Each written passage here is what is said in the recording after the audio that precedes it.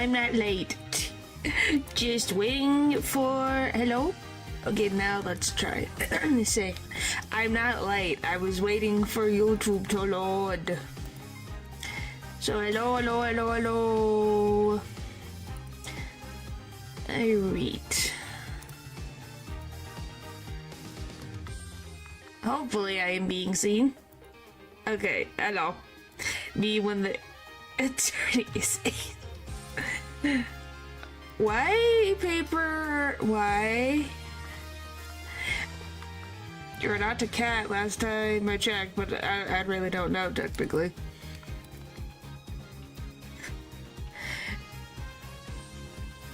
So, Pepper, did you just think of this joke, or have you had this joke for a while?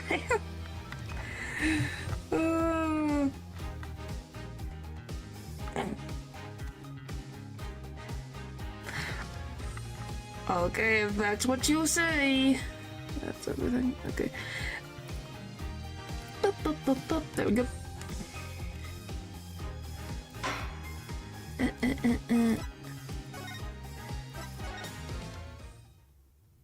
Consider my oh my goodness. You guys are a riot, you know that? Is that... I just love that's the first... one of the first things I see today.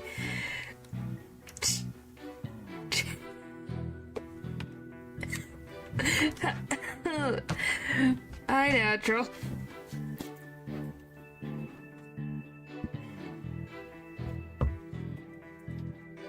You get what goodness, guys. Oh boy. Alright, I think we're good. Let me do that there. Perfect. Share brain cell teams. Yep. What are they talking about? Making puns. They're using the Ace and Ace Attorney to make puns. It's not even a Wednesday and we already got the puns. Alright, I don't even remember what the frick last thing I did.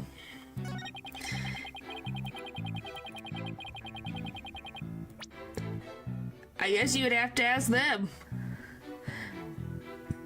Your friend and murder. Okay, what?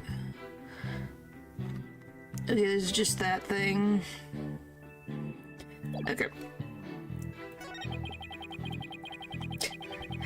This case centers on one man's attempt to crush opposition to a municipal merger. Okay. Detective Fulbright, is the anti-merger movement really that strong? Oh, absolutely. They parade around in yokai costumes shouting down with Mayor Tenma. And just the other day, they stormed Tenma City Hall claiming it was a den of vipers. But when the accused showed his face, the angry mob scattered like leaves upon an autumn wind. For you see, lowly yokai are no match for Tenmataro, the Dark Lord of their kind. Yes, Blackwell's out here. Weren't you here last time?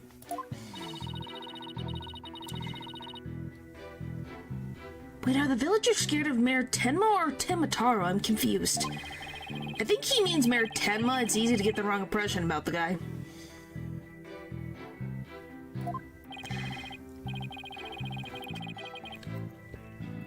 Detective Fulbright, why do you suppose the defendant would commit such an act?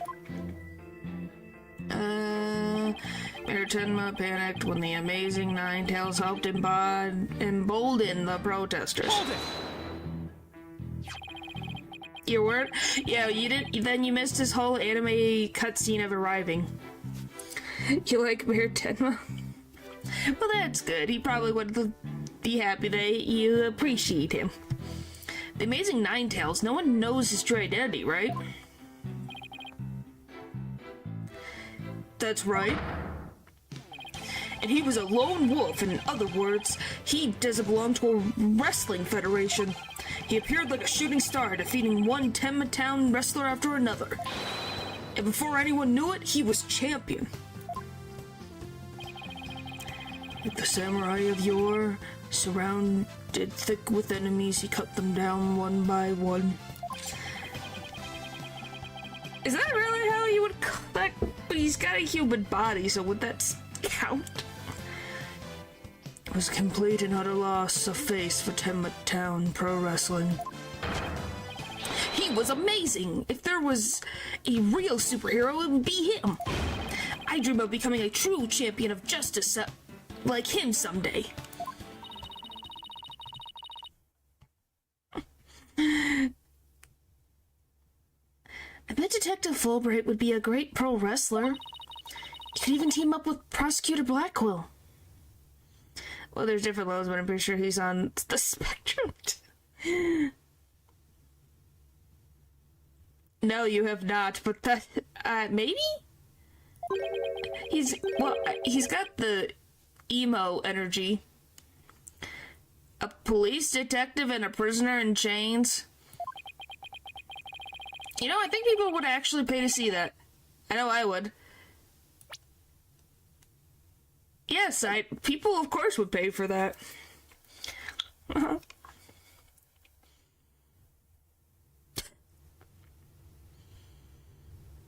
Nick could be a pro wrestler. Oh boy. Yeah, he is in that.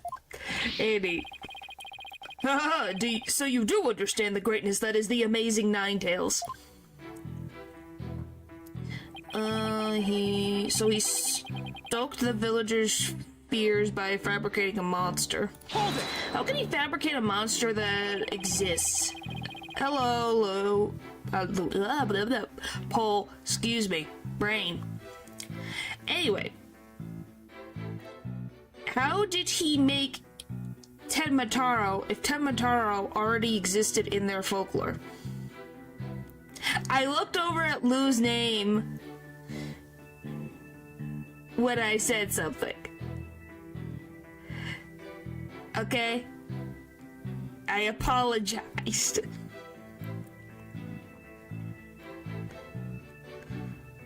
How does your Ethernet become worse? Val, how does that happen? Oh my god. I've called paper natural before.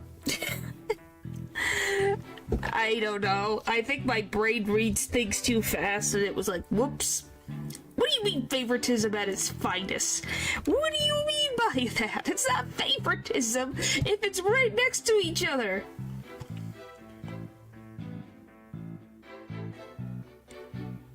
Why? Because you got upset.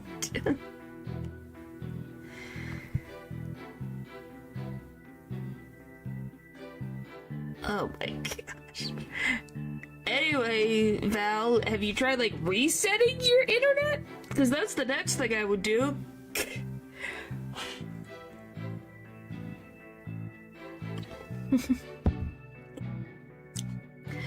Did the murder and yokai evidence really stoke the villagers' fears? Is that what you come here for the stream for, Lou?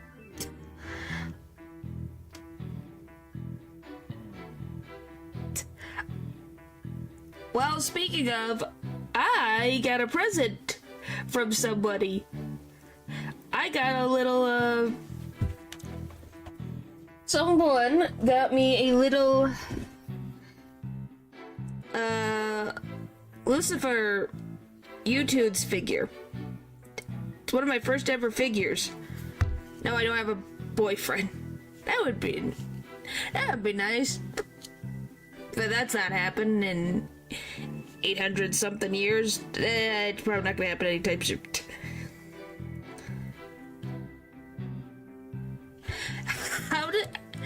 How do you go from not having a boyfriend to then having a husband? How does that work?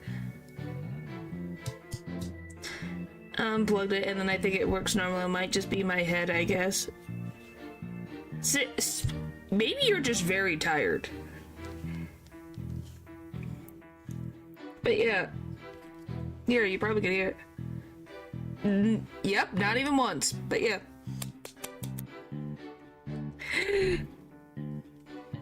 Not even once. Can you wait for something?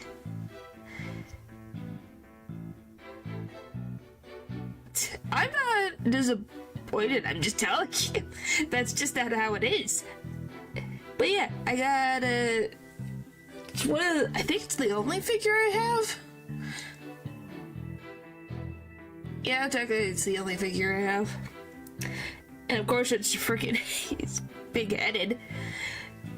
My favorite thing was that when you pulled Lucifer out of the box, the plastic that was holding him in place, most of it was taken up by his hat.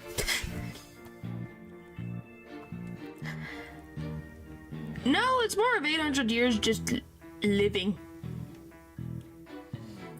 Not pushing for romance, just living. I never said I was the expert on love. I'm just someone who knows how to play romance games. There's a very big difference between romance game and actual real romance. To be honest, real life romance is more complicated. Well, the phone might just have been bad connection. Yeah. Stunning. Alright, absolutely, it had an immediate effect. The presumed return of the dreaded Tembatara had them shaking in their boots. Oh my, is that really that bad? The superstitious lot. It's as if Jack the Ripper has been set loose in the village. Oh yeah, there was something that I read. Do I have it in here?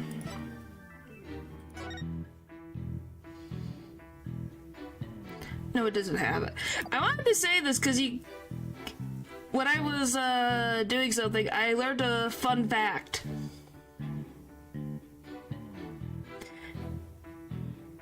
Well, what do you mean an actual one? I play Little Goody Two Shoes.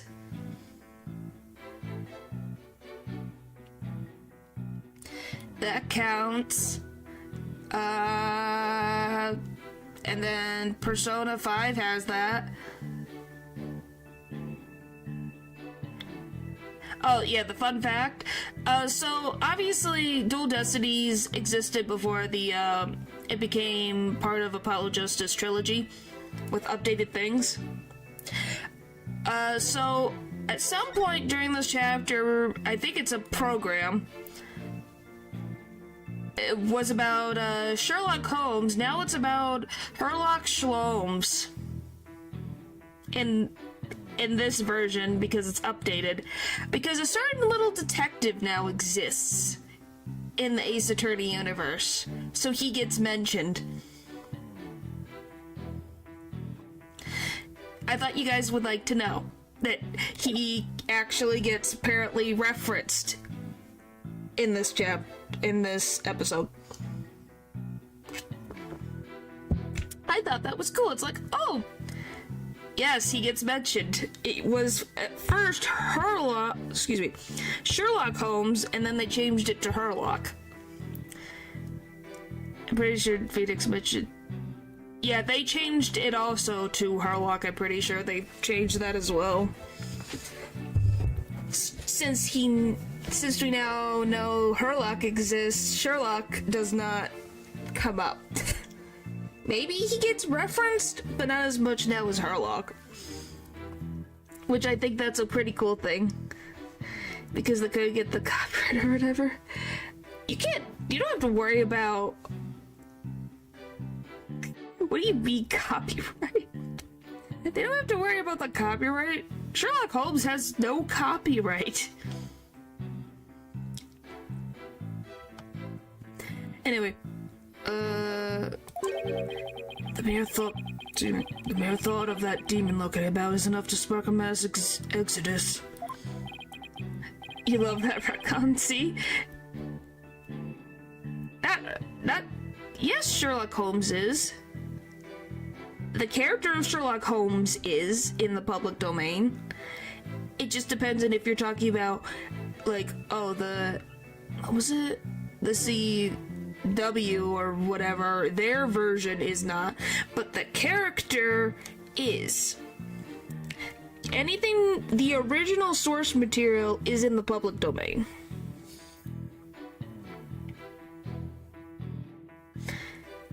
Yeah, but I think that's because it's fun. Because who needs to have... Well, because if they name a character Sherlock Holmes, there's going to be, like, some sort of expectation. With Sherlock Holmes, there's not as much of an expectation.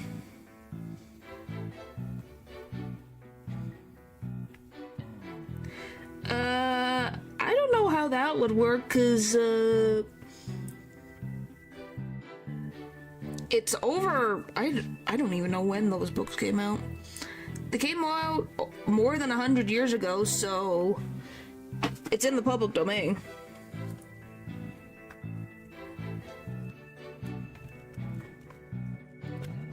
When it comes to Sherlock obviously has not been around for 100 years. Maybe in the actual game universe, but you know. Anyway, I say that's a pretty persuasive argument. When Pokemon gets to 100 years. But I don't know how games particularly go about that.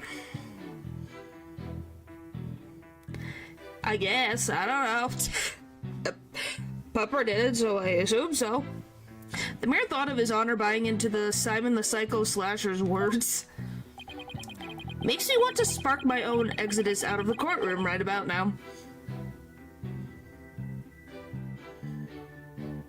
Well, and the thing is, it's free, but you also have to credit the original artist. That is a requirement. Even if it is in public domain, you don't have to pay anything. You still have to give credit.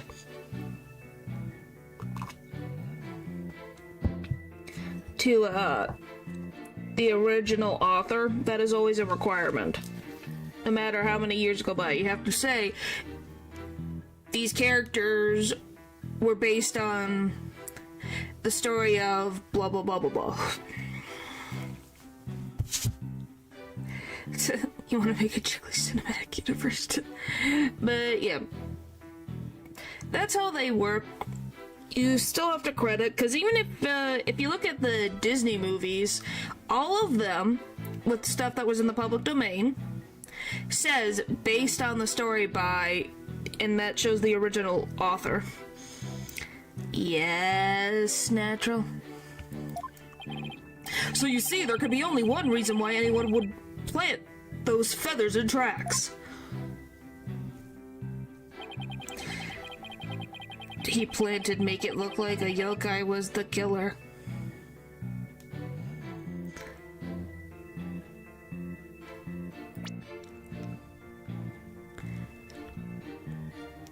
Probably by YouTube.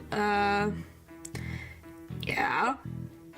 Authors don't always have to make a masterpiece all the time, or write all the time. Then we would get burnt out.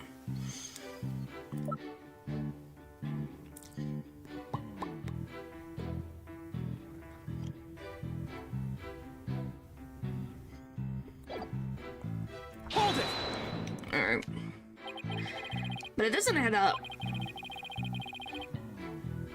If what you say is true, why top it off with murder? What do you mean? You claim that our client planted the yokai evidence to stroke the villagers' fears. If so, then why stop there? Why murder? Why not stop there? Why murder Alderman QB? It just really, depends.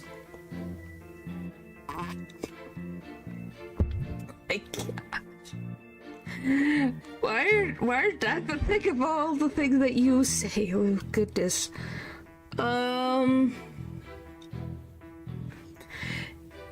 It could be the way something is worded. It could be anything. You could ask Lou or Paul. They have a ton of experience about YouTube blocking certain words for some reason. I didn't. Apparently Lou knows something I don't.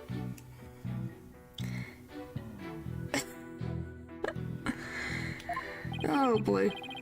Excellent point. It is, isn't it? So, Your Honor agrees there is no reason for the murder, correct? Objection! You want me to write? I can think about it. I'd have to genuinely think, would I go about writing that? It's not possible.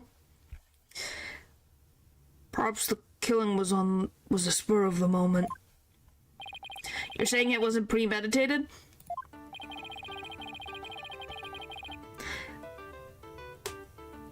Is that supposed to be Kristoff?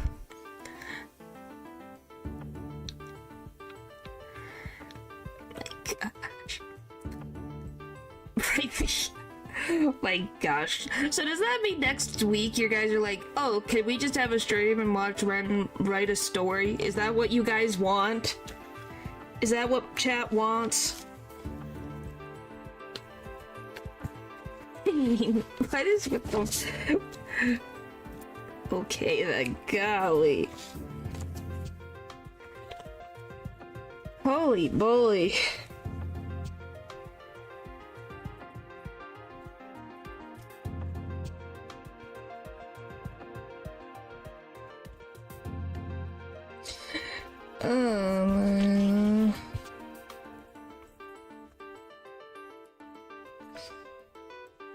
I want you to be happy. Well, thank you, Eldridge. We're about to make peak content. Well, it'll be something next week, so I can at least try to think of something. I have an idea, but I'll have to think it through a bit.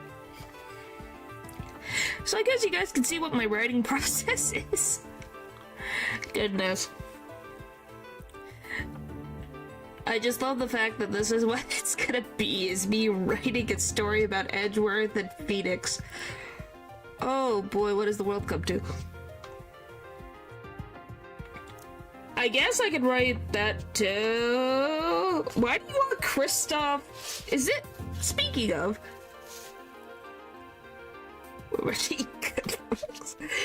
oh boy. It's what the world needs, is that what it is? Okay. Alright, well, like I said, I'll have to think about what I want to write for it. Like I said, I have a small idea, but I'd have to think about it more. The public has spoken. You don't say. Was forgiving Phoenix character development and Edgeworth as the universe apologizes for sending Kristoff. Wow.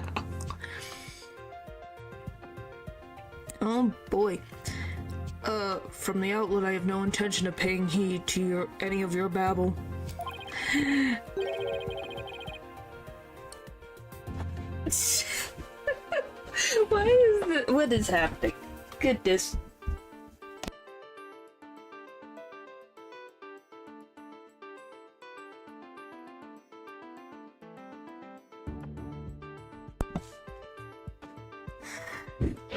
Okay. However, the fact is, the mayor made a startling discovery. A startling discovery? Why don't I like the sound of that? Alderman Kilby's secret identity. Apollo. I think Prosecutor Blackwell has figured out the Alderman's secret identity.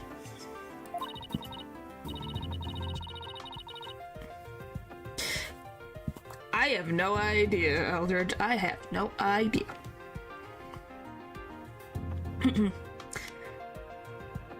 Oh, by the way, guys, I just realized something. Do you want to know what I just realized? This lady and her twin sister are just adjacent to each other. And that might be their mother or their triplets. Look. You got this one, and unless they're a triplet, there's another one in the background. Like, I get reusing, but come on, they're right next to each other. They did nothing. Like, they're not bad NPCs, I just find it funny that it had to be, oh, and then these are wearing the same shirts, but at least they look different. So it's funny. But hey, I'm going to assume they're twins. Yeah, I'm going to assume they're twins and wanted to be funny. But even if he has, why would it be a motive for the mayor to commit murder? This is not good. This is not good. Look, they go all out with the normal characters. Yeah. This patch of fur was discovered at the crime scene. It's from the mask worn by the amazing Ninetales. No, I'm saying that they are the same. Therefore, we can conclude that this mask was at the crime scene. On my boat, why would it have been there? The victim was a former pro wrestler and a member of the anti-merger movement. Need I say more? Well, could it really be? Your baldness has had an epiphany, I see. I love that the judge does not even care being called your baldness. A victim, Rex Kilby, was the amazing Ninetales, and the mayor's discovery of this fact was his motive for murder. No! They're similar, I would say, Eldridge. Very similar. Through a lot, man. You don't say. Order, order. What a shocking development. A motive clearer than crystal clear. Even then, why would that be murder? What do we do now, Apollo? I didn't think they'd tie the alderman's secret identity to the mayor's motive for murder. Yep. At last we've reached my real point. Why did the alderman have to forge a secret identity? Does it not pique your interest, your boldness? I mean, it does. It is odd that he had to create this other persona, just to secretly participate in the anti-merger movement. Very astute of you, your boldness. Right, now take a look at this. Blackmail letter. If you value your dearest life, you will merge Ninetales veil with Tenma Town. Do not tell anyone about this threat. If you do, consider your dearest as good as dead. How very specific and not vague at all to be assumed that it's about someone. Yes, natural.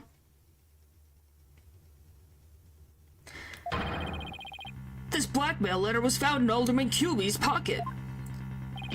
What? Oh yeah, isn't that the blackmail letter we were looking for? For Mayor Tenma? What version of Phoenix do I like? I like, Dual Destiny Phoenix because he's still got that, air of when he was a greenhorn, but then also has the experience from Apollo Justice, so he's got the sillies, but also is very smart. Present, the alderman's wife is in the hospital, and that letter is clear evidence that the mayor was blackmailing him by threatening her life.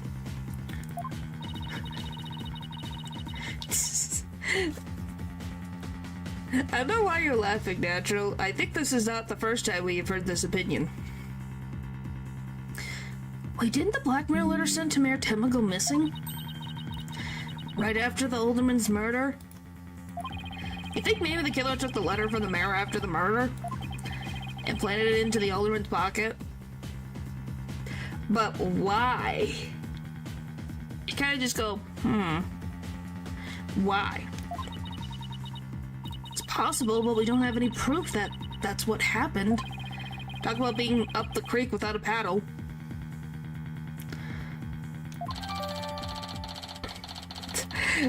I think that's a popular choice. His powers are devious and subtle. Boy, Mayor Tenma would have made a clean getaway if he had just left after fighting the yokai things. but he was knocked out cold by his sudden decision to kill the Amazing Ninetails. So was the Amazing Ninetails' counterattack that brought the entire crime to light? Wait a sec. Fulbright's claiming that the mayor killed the alderman after planting the yokai evidence. Is it? Yeah, for what I've seen, it's been pretty popular. Hey Lil, I know you're in the chat still. Do you agree with Pupper and Natural about Phoenix and Apollo Justice being your favorite version of Phoenix? And anyone else in the chat would like to pitch in? I just know Lou in particular finds Phoenix attractive.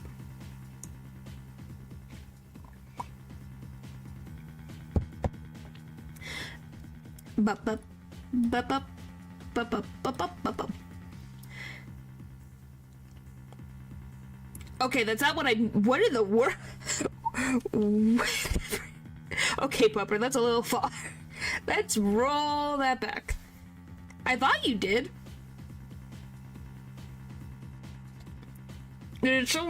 Or is it Edgeworth that you find attractive? Or do you just find the fact that Phoenix and Edgeworth being together is attractive? Oh, how did you know? Because you talked about him. I swear you did.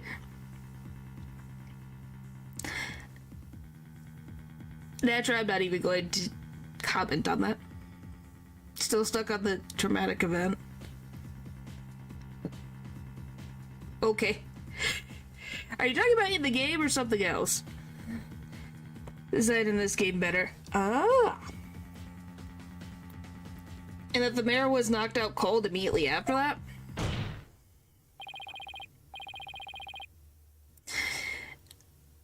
I'm not completely denying that Natural is just coming from you and whatever the frick goes on in your life.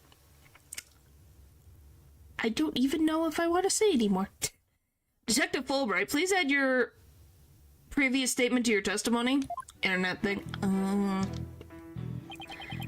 Martema killed the sleeping alderman after planting the feathers and tracks.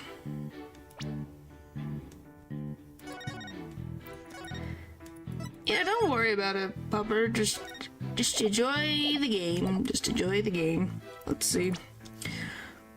Kill the sleeping alderman after planting the feathers and tracks. Objection! Is that correct? I can't tell.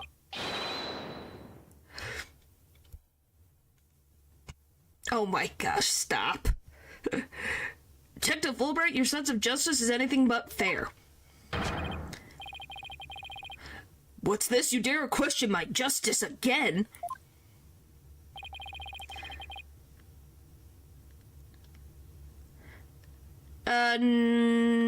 Nothing too much. Oh, I guess next week I'm doing a writing stream because chat really wants me to write a Phoenix x Edgeworth story. And yes, I'm going to prove it to you. Take a look at this photo. There's a crime scene photo. What does this prove? It proves when the feathers and tracks were planted. But I already told you they were planted before the murder. The defendant planted the yokai evidence that was knocked out while killing his victim.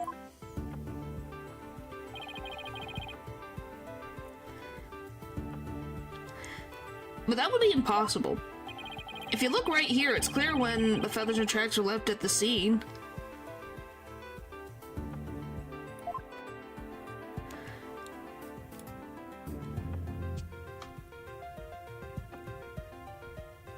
Technically, like, right here.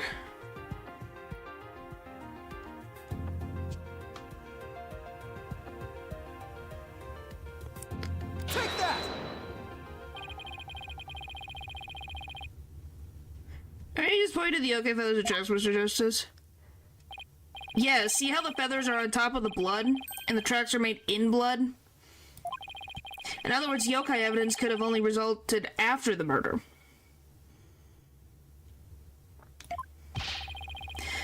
Then the mayor must have planted the evidence after killing the alderman. What? I got it. That's all that matters. But you said it yourself, the mayor had been knocked out unconscious thereafter. There would have been no time for him to plant any evidence at all. Therefore, there must have been someone else besides the mayor and the alderman at the crime scene. Look, there must be some mistake. Well, I did, technically. I saved before. Alright. Order. Where's your evidence? You can't possibly have any, can you? Ha ha ha.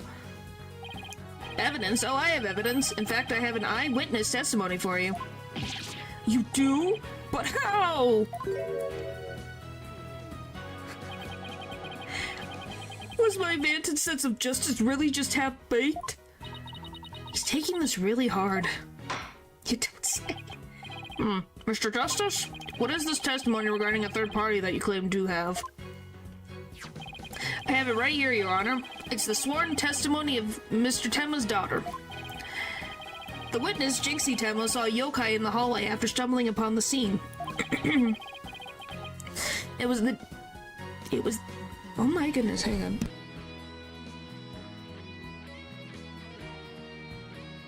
It was the demon Tenma Taro. He's the source of those feathers and tracks. Oh boy.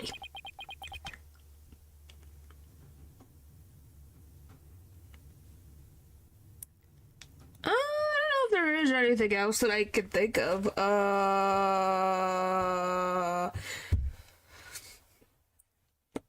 Well, you saw a bunch of people chat saying Phoenix is hot. I don't know if there's a... Shook out because she's involved to the defendant. Well, she's the only other witness, though. She also is an employee of the alderman. So, you know, it's kind of difficult. Because she was an employee and was the one to see the crime scene. Just, like, not long after it was committed.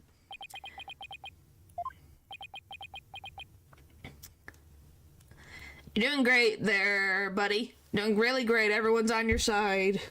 Don't worry, Paolo. We got your back.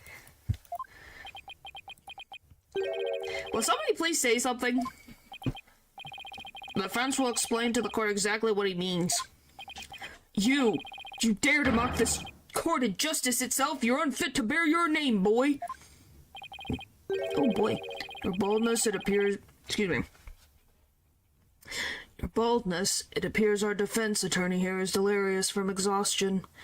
He probably is exhausted, but I don't think that's what it is. Hold it! Do be Firebirds. Yes, they do be Firebirds. Apollo, think of something quick before you're held in contempt of court. What do you think I'm trying to do? Before you decide whether I should step down, please hear me out. Very well, Mr. Justice, I'm all ears, but you had better explain yourself well. What was this yokai you were talking about? It's all in the statement here.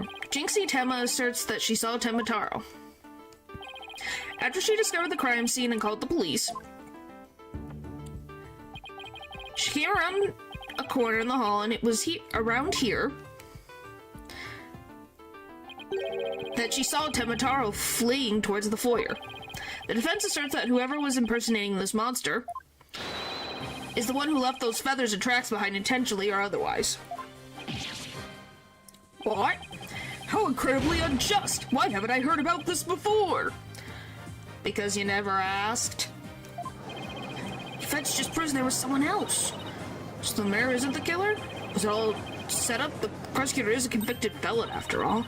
Okay, let's not judge Blackwell based on his current incarcerated status. I would like my head to be still a part of my body, please, and thank you. Apollo, the momentum has shifted in our favor. Good, now let's keep it that way. Objection!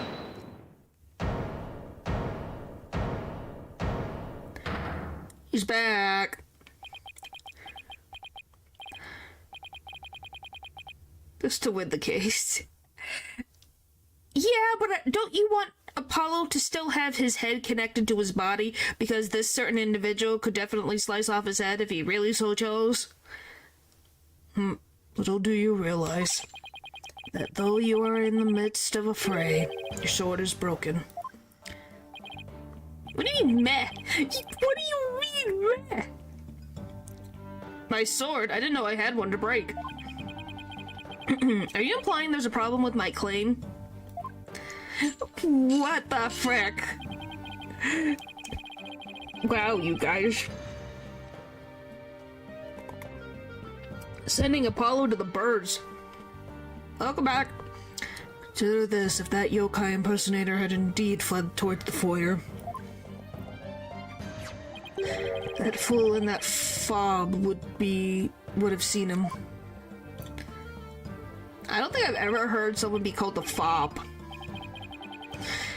A fool in a fob? Oh, you mean Filch and LaBelle. Now that you mention it. What is a fob?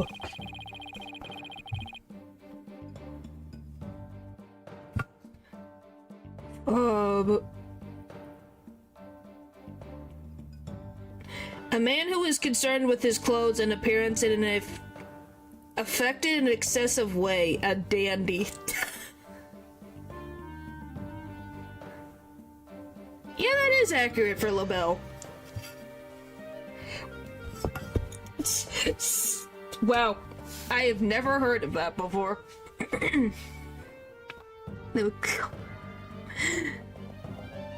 I'm intimidated by the guy, by the way, and if he analyzes, can never prosecute again, he won't risk it.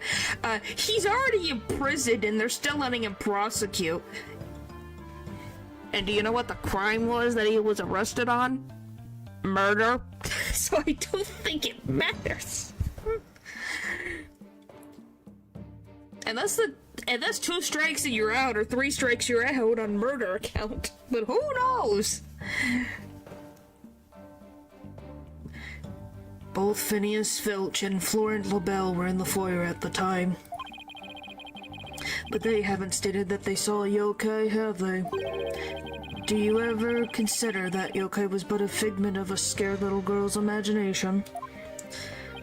Ugh, why didn't those 2 see the Temataro impersonator pass by? Because they're lying. Why don't we ask them ourselves? I was just about to say that myself. No, really, I was.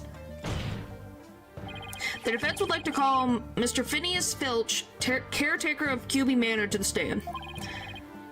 I just know I just know must have seen something.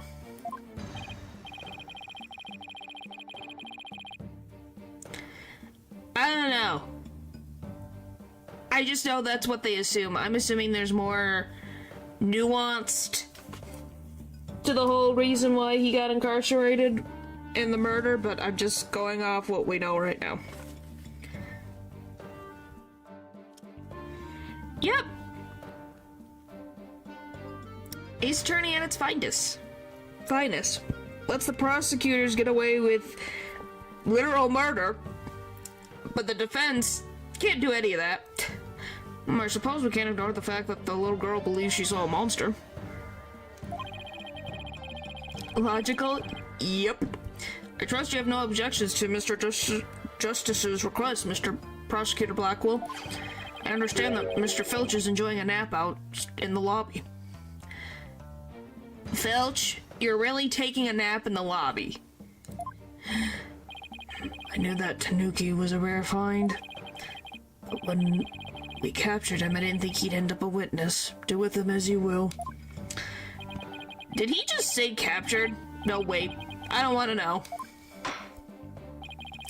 Very well done. Bailiff, please go wake up Mr. Filch and escort him to the witness stand. Are we shocked? No. No, we are not. Will the witness please state his name and occupation, please? The name's Filch. Phineas Filch. Caretaker of QB Manor. Oh, and this is for you, your lordship. Just a little something I thought you might like. Did you just take... Did you just take Fulbright's shoes again? How do you get those off his feet? He's walking on them. Is he doing headstands? Oh, my, what a fabulous pair of shoes. And your honor will do just fine, Mr. Filch. Ah, it's those shoes again. Don't they belong to Detective Fulbright? Yes. Yes, they do. Don't tell me Filch stole them again. They're all yours, Your Honorship, sir. What? But they seem awfully expensive. Yep, too expensive for me, but I reckon they'd be perfect for someone like your lordship. It's a kind gesture, but legal ethics dictate I can't accept such gifts. Bravo, Judge! Bravo, Judge! What do you mean I'm asking too much questions? Why am I asking too much? Fulbright is losing stuff more than Gumshoe ever did, and Gumshoe never lost anything. Ethics, smectics, just take them if you want them. Polished them up real nice for you, too. Ooh, it's a bunch of lame shoes. Okay, yes. Well, this is the weird thing, though. Fulbright doesn't wear socks. So those freaking shoes... No. Tell the witnesses what to say. Why do they keep allowing it to happen? Because story convenience. Sorry about the shoes, Mr. Filch, but I will accept your testimony. The court would like to hear whether you saw Temataro in the foyer after the murder. Yeah, it's gross. I'm just telling you, based on what we've seen, I'm pretty sure he doesn't wear socks. This proves Gumshoe was really more reliable than the other detectives we've been with. Yep, and we have to applaud Gumshoe. Good job, buddy. Guarding the foyer. At the time of the murder, I was on guard duty in the foyer, just like Mr. QB asked. I was making sure no one, fair, foul... Let me try that again. I was making sure no one, fair, foul, fishy, or otherwise could get to our guest. I was still in my office, keeping a good watch when the murder happened after 3 p.m. But I didn't see nothing out of the ordinary. No siree. That yokai you keep jabbering on about was but a phantom of the little girl's dreams. That's pretty reliable too, but I like Gumshoe more. Yeah, most people like Gumshoe more, and yeah, Emma's reliable-ish, but she just gets mad and throws snackoos at you. So you're telling this court you never saw anyone dressed up like Temataro? Yep, what's guarded the whole time. That's the truth, the whole holy truth, and nutter butter the truth. Temataro? Boy, you don't really believe in that yokai mumbo jumbo, do ya? I certainly don't. Someone's lying. A bracelet. It's... Well, yeah, but it's supposed to be a play on, like, New Detective. Something the matter, Apollo? My bracelet keeps squeezing my arm. Really? So you think Mr. Tanuki, Filch has been lying to us? I want to roll it out. Now, if I could just zero in on a tell, some sort of nervous habit. Oh! What in the... Hi, Taka. What's a hawk doing in here? Once again, this court and its justice system makes no sense. Who let him have the bird in the court? Do we guys agree that this is not good for a convicted killer to be able to have a hawk in the courtroom? Possibly, but I know Filch is lying. Yeah, I think everyone knows Filch is lying. Allow me to introduce my trusty cohort, Taka. He seems to have taken quite a liking to the courthouse. Made it his new home, in fact. What do you mean, dinner? Goodness. He doesn't live with you, you know, in jail. Who's ever heard of a courthouse bird? Taka simply loathes trickery and fraud. And that queer power of yours seems to have offended my dear bosom buzzard. Buzzard? What? Is this some sort of trick or... Ah! It's a gift from his mom. Chill.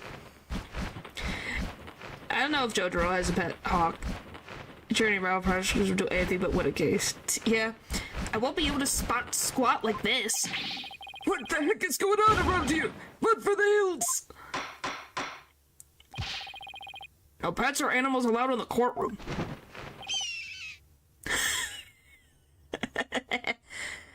I would be very careful, Judge. I think you have a friend.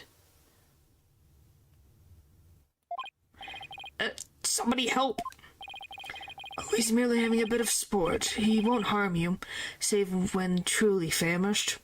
Great. Seems polite. Has a pet falcon named Pet Shop. Are you kidding me? Let it stay. It's itching like a dog. In that case, Prosecutor Blackwell, you will ensure your feathered friend is properly fed. Looks like we have to do this the old-fashioned way. We'll be fine, I think. There's someone dressed as Tenma there. Filch should have seen him. We'll just have to put our faith in Jinxie's statement for now. Mr. Justice, please proceed with your cross-examination. I can't get over Taka just being there. That's Taka's favorite spot. Alright, guarding the foyer.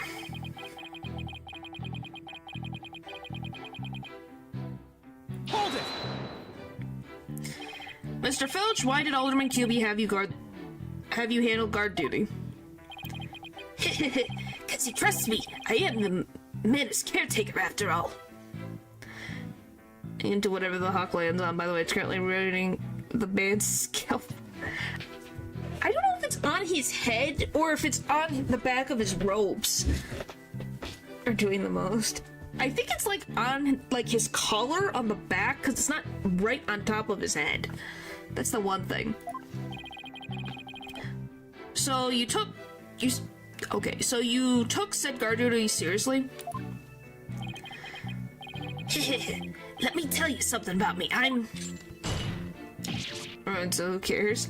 He has a bald head that could cause bleeding. Yeeps!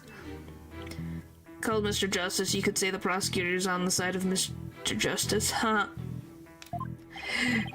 Listen here, you little tanuki. Get straight to the point and be quick about it. Oh, look, hi, Taka. The court wishes to hear what you did or didn't see in the foyer, not else.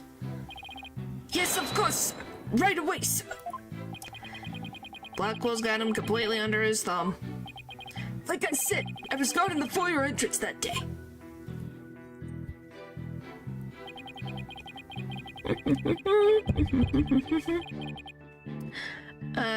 I was making sure no one... Okay. Hold it! So, no one could get to him. Sounds like security was pretty tight. That's because there's always lots of sneaks and thieves around festival time. And the solution was to entrust the manor's security to a thief? That's not even funny. Maybe it's a matter of stopping the thieves by hiring one. After all, it takes one to know one. I don't know, it seems more like letting the fox guard the hen house to me. So the witness testified that he took his guard duty seriously? Yes, sir, your honorship, sir. How much breadcrumbs do you have in your pocket?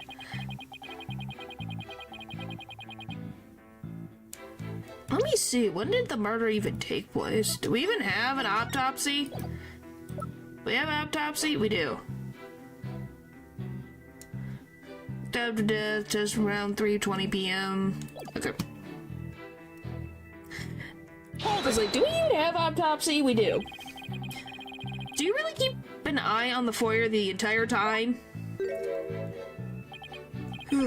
Poor old Filchy. Been working hard my whole life. Only to be smeared by some greenhorn in his fancy smatchy suit and silly haircut. Sorry, Mr. Blackwell, sir. Didn't mean to get off subject there. Yeesh. Blackwell didn't even say anything. To answer your question, yes, I kept an eye. No, both of them, in fact, on the foyer. But I didn't see nothing out of the ordinary, no siree.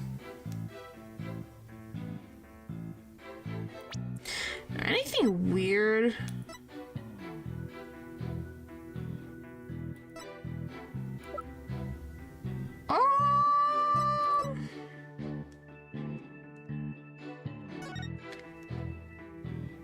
Is this what we're gonna be worrying about?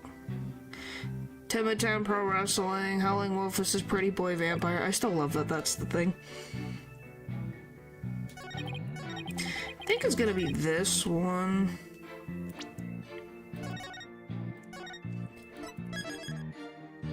Alright, let's see.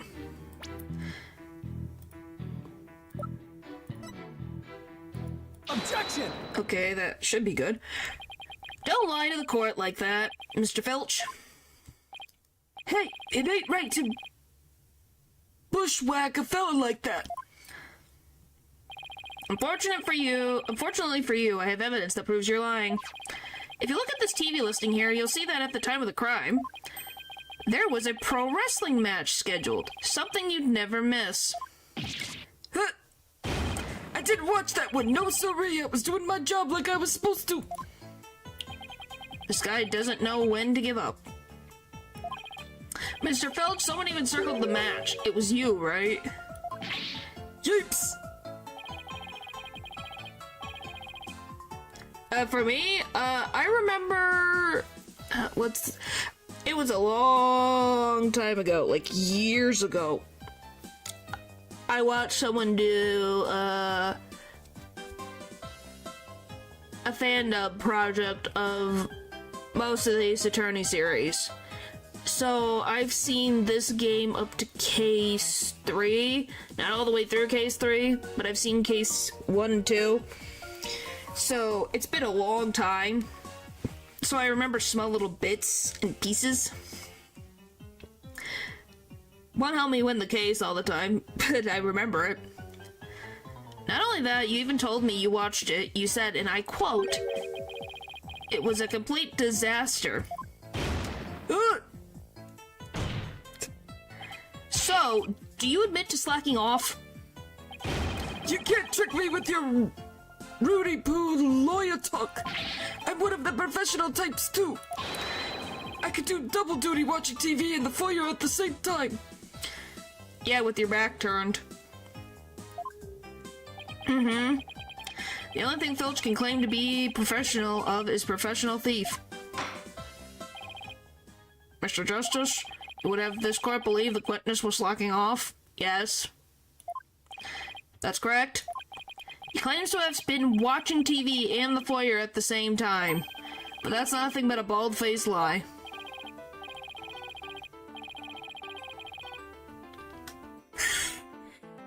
Bald, you say, but I'm not the one who's lying. Perhaps you meant the witness, Mr. Justice? In that case, let's see what evidence you can offer. You claim Mr. Filch is lying about watching TV in the foyer simultaneously. Now prove it.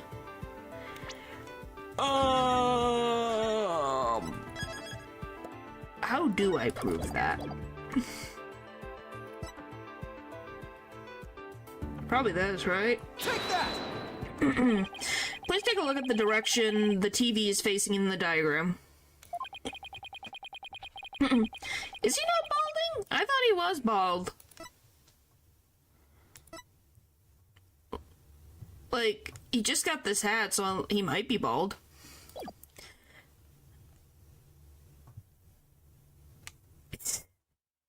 Yeah, you don't say. Now, unless Mr. Filch has eyes where his right ear should be, I think it would be impossible to watch the foyer entrance and the TV at the same time. Why, yeah, someone watching TV there couldn't possibly see the entrance. Exactly, and that means Mr. Filch, you were slacking off and you were not watching the foyer as you claim. Yikes! The cat's out of the bag, or I mean the other way around.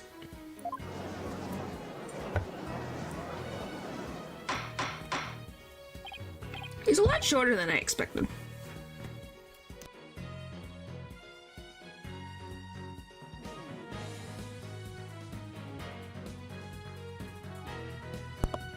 Order, order, order! But Mr. Justice, is Mr. Filch's less than stellar work ethic relevant to this case?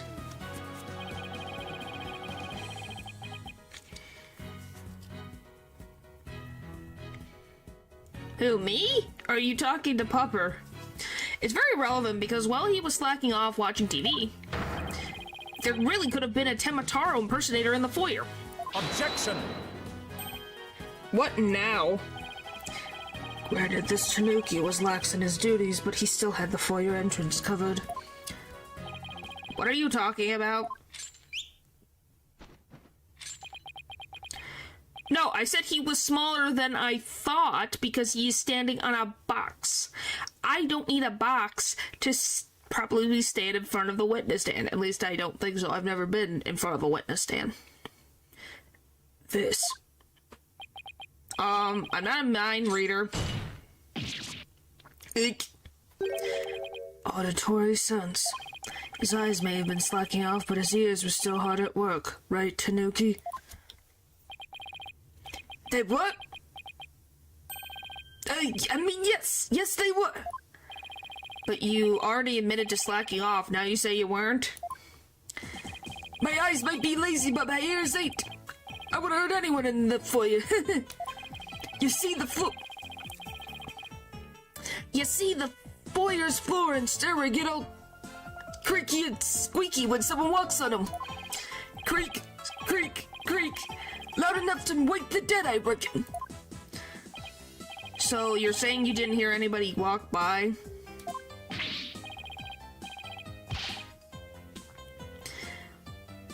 Yep, my ears were working full time. So who's the liar now? You're no good shyster.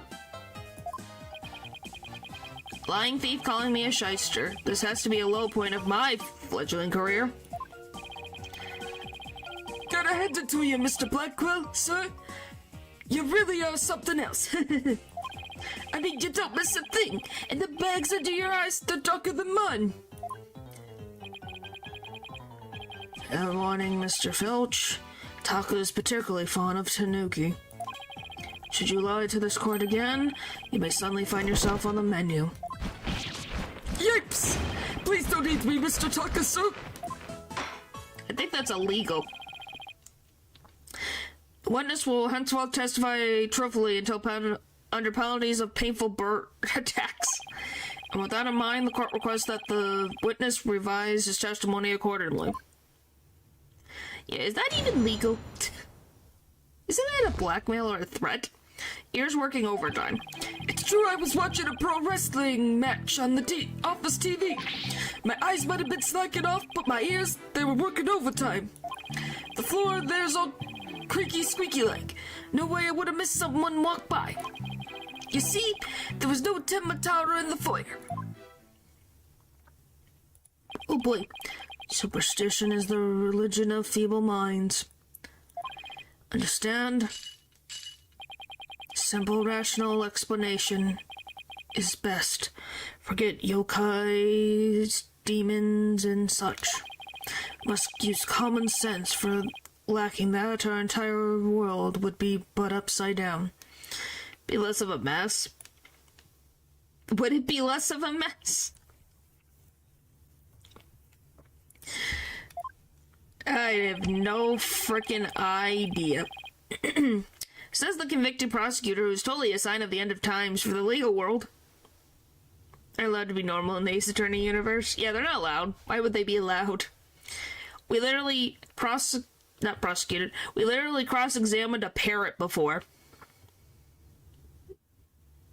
Those false testimonies, those are super common. Yeah, I guess. But you're putting a threat, so you can't you can't threaten the witness. I'm not a lawyer, but I'm just taking a guess. And besides, if there were any yokai roaming around, I'd nab them and sell them to the zoo. I don't think the zoo wants a yokai.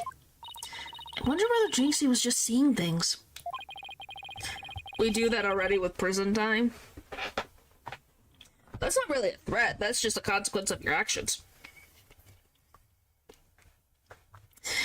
That seems to be the general consensus, but I'm sticking to my guns. If we can't prove she saw Tamataro, the mayor's sure to be convicted. Then we'd better hope my guns fire bullets, not BBs.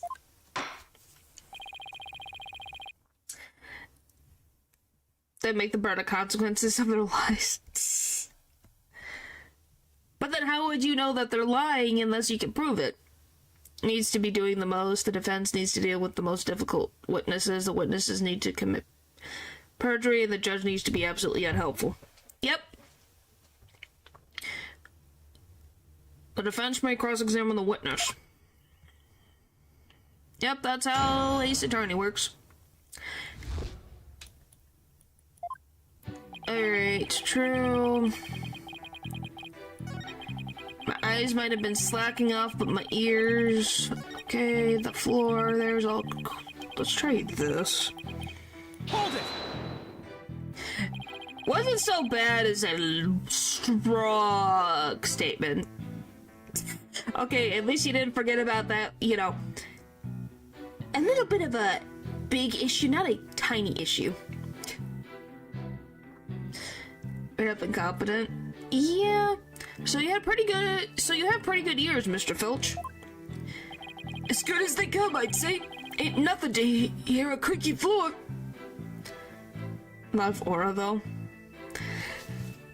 Yeah, once you'll meet Van Zeeks, he's got a bit of an Edgeworth air to him. You would think that he was maybe an ancestor. Plus, that Tamataro makes a sound when he goes by. It's like a jingle jangle. Jingle jangle? How does he do that? It's the staff of his. That's what jingle jangles. What is he talking about, Apollo? Beats me, but I guess Tamataro has a staff that makes noise. Come to think of it, didn't Jinxie mention something like that too? She said she saw Tamataro holding a staff-like object that made a jangling sound. I guess that's the source of the noise, then.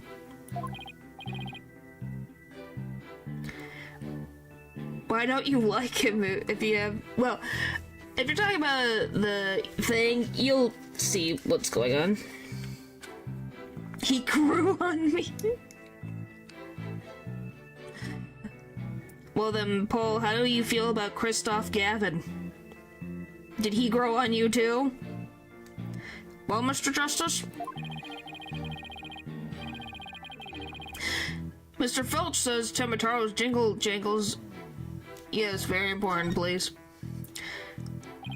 Extremely vital. I request that it be added to his testimony. If Tamataro was to pass by, his staff would have gone jingle jangle.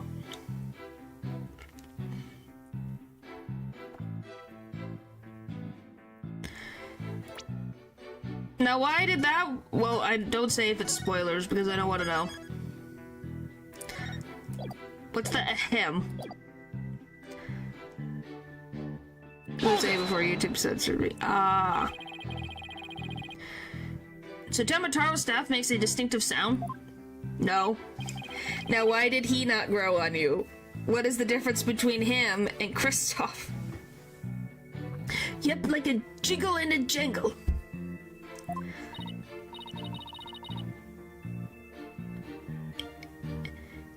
Is Nayuta the white-haired prosecutor?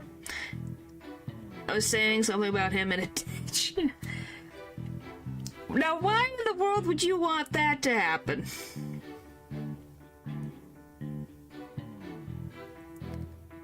Yes, Christoph is a prosecutor. You have a... Isn't it... Am I freaking... I'm better not be freaking bugging out.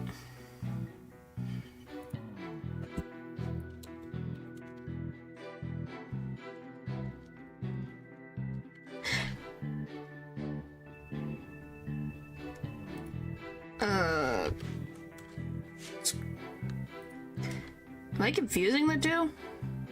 Oh, you're Christoph. Clavier, excuse me. I messed up the names. Excuse me, I'm sorry. Kristoff's the defense attorney. Clavier's the prosecutor. Whoopsie. I confused him. It's fine. We figured it out now. I was on the wrong... I was thinking of the wrong person. Okay, how about now? Then what about... Clavier? I had to think about... I don't know why Kristoff was the one that came into my mind first. But yes, you are correct about Kristoff. Kristoff is a bit of a jerk. Well, that's an understatement. He tried to kill a child. Wait, Jinxie said something like that.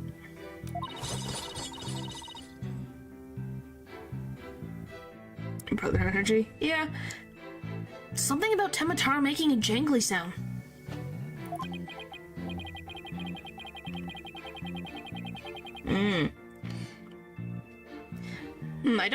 I think we're missing something here, but I can't quite put my finger on it. Perhaps I should take a look at the court record again. Let me frickin'... I need to read. Let me read. Well, yeah, Francisca... She's a something. I like her interactions with Edgeworth. Okay... Oh, the Temitaro staff makes a distinct sound. Something about makes a jingly sound.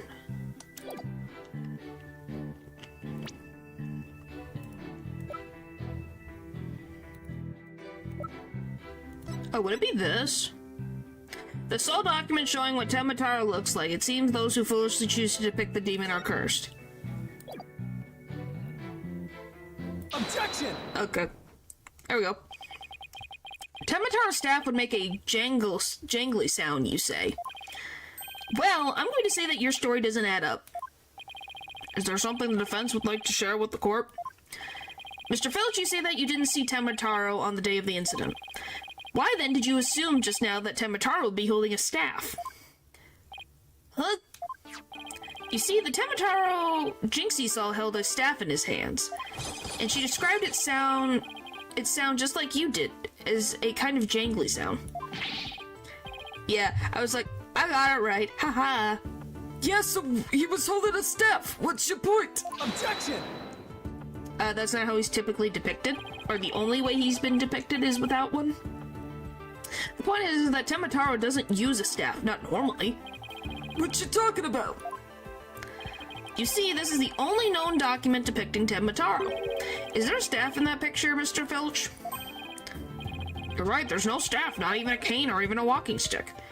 Imagine a freaking giant freaking yokai walking around with a walking stick saying, I'm going to come get your souls with a walking stick. And he's walking very, very slow. So you just have to speed walk away and you're safe. Maybe his old legs are getting a little tired. We don't know. Polly's been around for a very long time. Maybe his legs need a little oiling. So the question is, why does the witness think Temitaro uses a staff? I believe the answer will overturn the prosecution's case on the most basic level. Well, now this is getting interesting. Alright, Mr. Justice, it's time to show the court where you're going with this. Please tell the court why Mr. Filch believes Temitaro carries a staff. He saw Temitaro.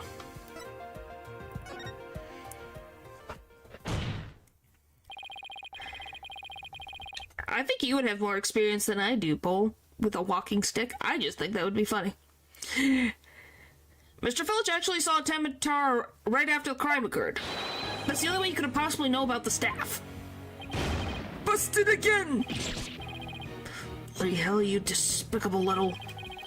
Yes, how does that feel, Blackwell? Not so fun when you're on the receiving end of a blade, is it? Admit it, Mr. Filch. You did see Temitaro that day, didn't you? Well? I'm begging you, please don't make me say it. But clearly you did see Temitaro. Stop stalling and testify to that fact. No can do, no way, no how. You ain't got no idea how terrifying he can be. He? Mr. Filch still won't admit to seeing Temitaro, even though everyone knows he did. The question now is why?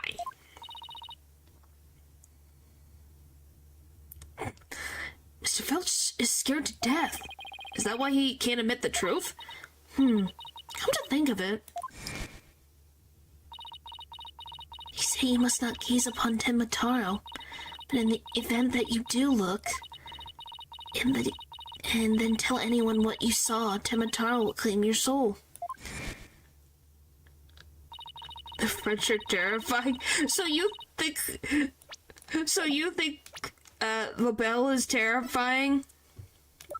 Does he intimidate you, Paul? Is that what you're saying? Does this terrify you? I must know. Is he terrifying? Because I don't really see him as terrifying. Just a little stuck up, if I'm going to be very honest. Since I'm French too. I know. That's the joke that I was making. Is like, this is intimidating. By the way, is LaBelle actually a French name, Paul? And is it said like LaBelle, or is it slightly different in French? Jinxie wouldn't admit to seeing Temitaro after hearing about the village superstitions. She said that if she told anyone that she had seen Temitaro, he'd claim her soul. He creeps me out, yes. Well, I got my answer. Wait, you think Filch believes that too? Some Mr. Big Time City Slacker lawyer has heard about them. They're both village superstitions.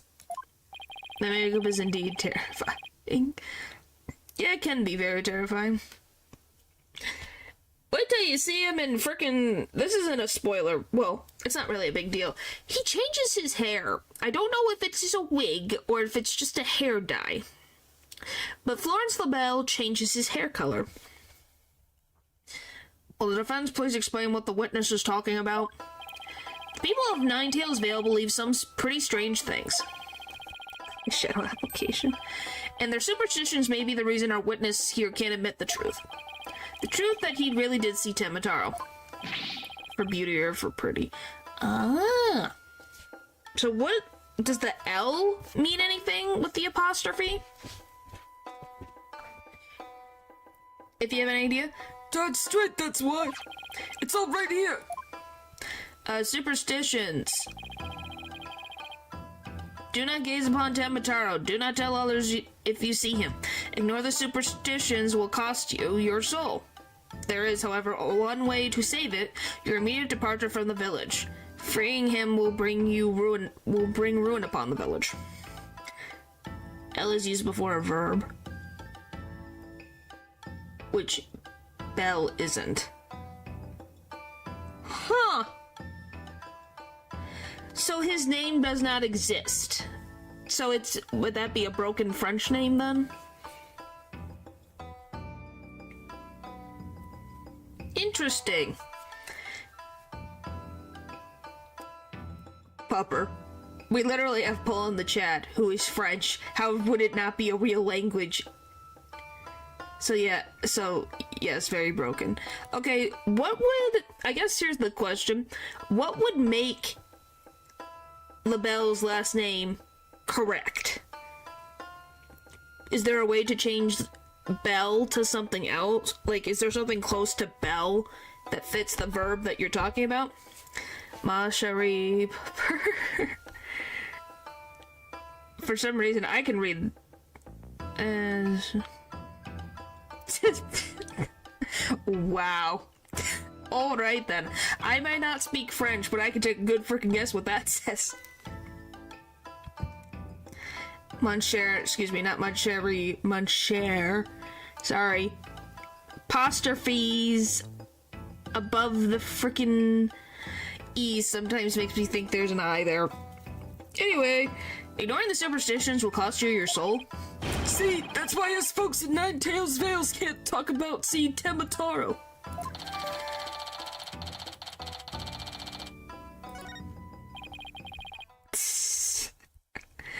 That clears up one mystery. The killer took advantage of the superstitions by wearing a Temataro costume. They knew that way no one could talk about him, so it was as if he didn't.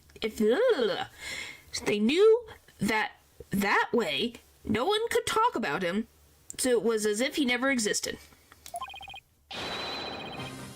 Ah, the tattoo personal. Yeah.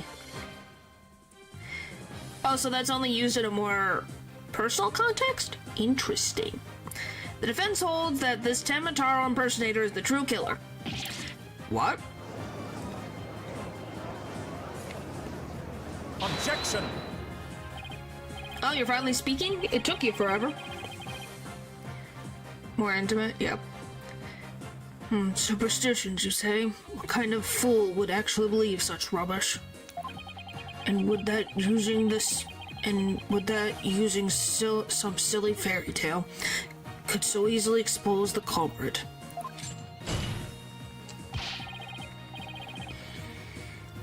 Yeah, I was gonna say, I could understand that. You literally look at the word, because mon cher,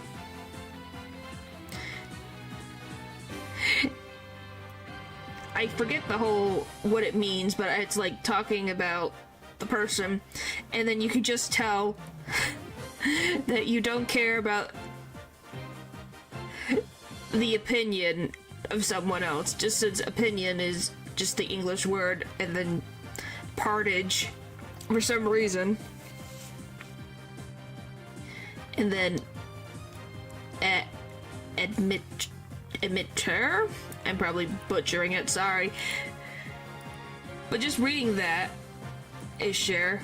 I'm just gonna say, I for some reason could get good context clues of some of the things, because I know because of the conversation we're having, you can get a pretty good guess.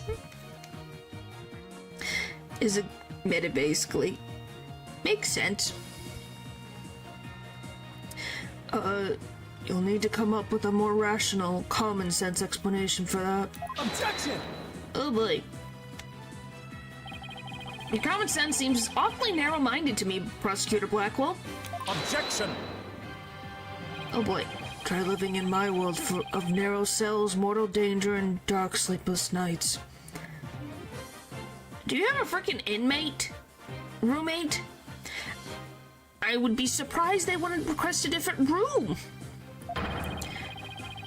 There's no lack of superstitions in the Clink, but few are those who truly believe in them. Objection! Well, the village superstitions are real enough to the people of Nine Tails Vale. A life or death superstition might even make you a believer. Well, Pupper, I think that's just you being narrow-minded.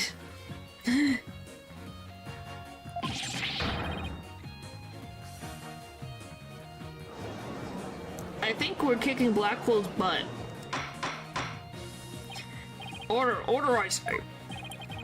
Fool of a Tanuki, 2 times now your lies have cost me. Sorry, I promise not to do it again. That's a lie. Talk, my fine feathered friend, have at him. Japes, he's gonna eat me alive! Head for the hills! Oh, the Tanuki left. He took off. Bailiff, what are you waiting for? After him, and with your fastest men. That's certainly not something you see every day. Nope.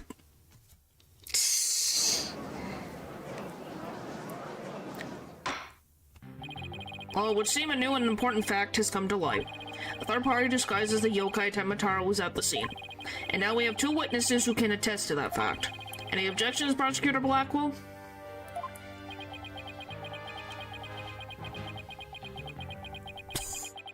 That's a long silence. Holy frick. Oh! It broke. Uh-oh. What? Huh? Ah! I told you, remember I said last time that I was wondering about the strength of the cuffs? Yeah, he just broke them. Yeah, he did the thing. His shackles.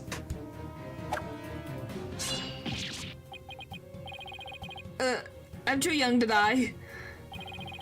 Justice, dunno, how long has it been since I've been forced to draw my blade? You had best say your prayers.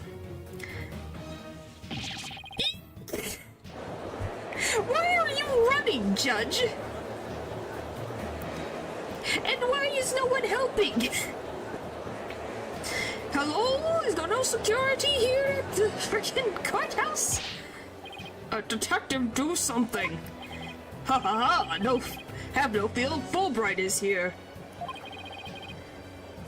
Because they don't like being called wrong. When the going gets tough, the champion of justice gets going. Objection! They get going already before he kills us. Oh, but I stand in awe of Simon Blackwell, for it is his sense of justice that set him free. Objection, objection, I object to Detective Fulbright's definition of justice. Oh, we got his shoes back.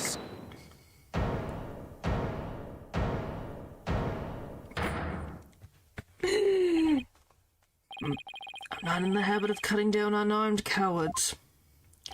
Oh, well, in that case, Prosecutor Blackwell, can I ask you to, I think the judge forgot he's in charge here.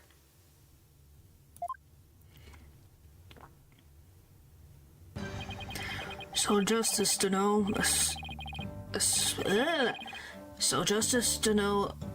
assertion is this: Temataro is the real killer, not Mayor Tenma.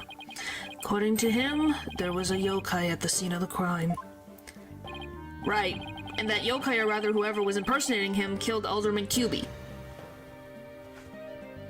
He's not completely useless, he's just very scared. Silence! Can you not, try to slice my hair off? Care to explain why Jinxie, being the first to discover the murder, did not see your alleged killer yokai there in the Fox Chamber? What? He's right, she said nothing about Temataro being in the Fox Chamber. Well, why was Temataro just freaking wandering around in the foyer to begin with? Well, in the manor, but you get my point. Let me enlighten you. That little scamp heard a dying scream right before she opened the chamber door. And your point is? On opening the door, she had found a freshly skewed murder victim, the alderman, and the homicidal maniac who had killed him, the mayor. No, there must have been someone dressed up like Tenma. I don't think it's a sin. And I guess the only thing is that you make funny jokes about being French. That's my only guess. I have no idea. Then why does that little scamp claim not to have seen a yokai in the Fox Chamber? Concerning her father's accused of murder. Surely she would have mentioned any third party that might have been in the room. I don't understand. Why didn't she see Temataro inside the Fox Chamber? There is but one way to find out. Ask Jinxie Tenma whether she saw your killer yokai at the scene of the crime. It's something if they made an Ace Attorney game where the prosecutor is nice and works with the defense. They technically did. It happened with Edgeworth and Phoenix. I forget which case it was, but it's in one of the first 3 games they did. Oh, I remember. It's the one case where your actual client is guilty. Like actual murderer. Yeah, Clavier can be kind of a jerk. But yeah, you have that. I remember that happening. Yeah, say I went against Phoenix, but I'm talking about the time when it was like a... Can't remember what the frickin' thing is, but the samurai one. Uh-oh. The final battle draws nigh. Only one of us will leave here alive. Long has my blade thirsted for blood. At last it shall be sated. Wait, this is still a trial, right? Show me what you're truly capable of. Justice to know. That's kind of a problem in the Ace Attorney universe. Lots of prosecutors have ego. But the bigger the ego, the harder they fall. Very well done. Both parties no doubt need some time to regroup. So the court will take a 10-minute recess in order to...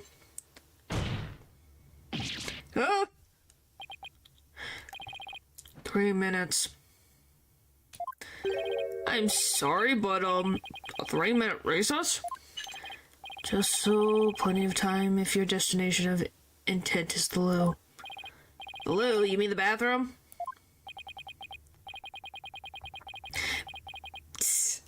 Heesh, at least include enough time to wash our hands. What the frick are you doing in the bathroom, Apollo? See that you take no more than 3 minutes. All latecomers will be punished. Yes, sir, I hereby declare a 3-minute recess before the battle begins. I declare Prosecutor Blackwell the winner of this round of Simon Says. Doesn't bode well for us if the prosecutor is running the show, does it? No, particularly not. Great. April 18, 10:40 a.m. District Court. Defendant Lobby number 3. He busted out of his shackles. Yeah, what was that all about? Guess they don't make the shackles like they used to. Better be careful, Apollo. You really brought out the samurai in him. Especially after you proved there was a Temataro impersonator at the manor. What's with that guy in the whole samurai act anyway? Because... To fine swordsmanship, there is no mere act.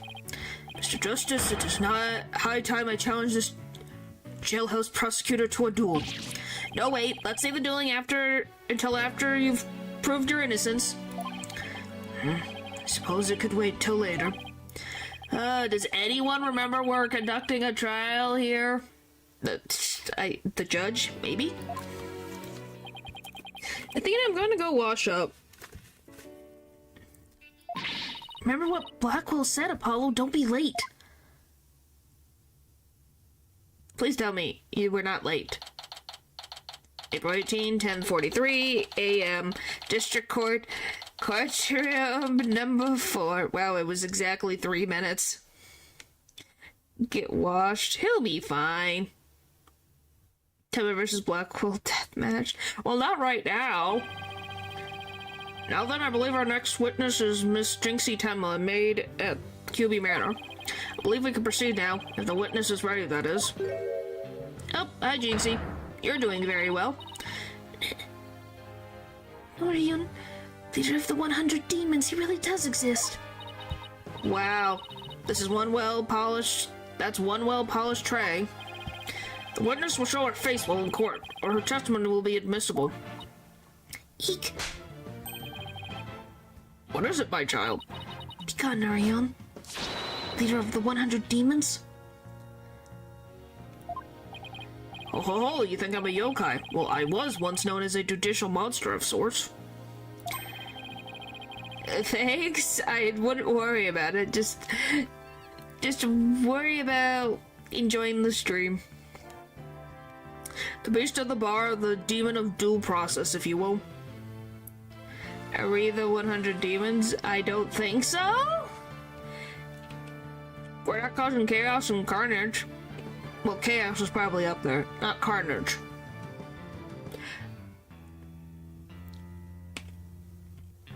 And we're not exactly on a parade, so I think we're good. Eek. My charm has no effect. The demon of due process, not sure I can see that one. Oh, you little scamp. Yes? I trust you know why you're here. Bags? Bags, oh, that Trixie Tanuki. Try the noodle stand and go enjoy a big bowl of tanuki-tailed noodles while you're at it. Everyone's a comedian. No, I meant your bags. The ones under your eyes. You must have trouble sleeping. Here, this charm will keep Azukari away. Because he's Blackwell? Azukari? The yokai that washes Azuki beans? The only thing needing washing will be your father's neck before I take his head clean off. Azukari often keeps people up at night with the noise he makes washing beans. But if you stick this charm on your forehead, you won't hear him anymore. Because Blackwell scares me. Well, that's just Blackwell in general. Is that so? Well, thank you. Looks like Prosecutor Blackwell got more than he bargained for. They're bad enough alone, but together these two are just plain creepy. Are they? It's more like a comedy routine. Your testimony, if you please, Miss Tenma. Specifically, whether or not you saw Tenma when you discovered the crime scene. Witness testimony. What Jinxie saw. I did see Tenma in the... Did I see Tenma in the fox chamber? Well, when I opened the door... I saw... Yes, now I remember.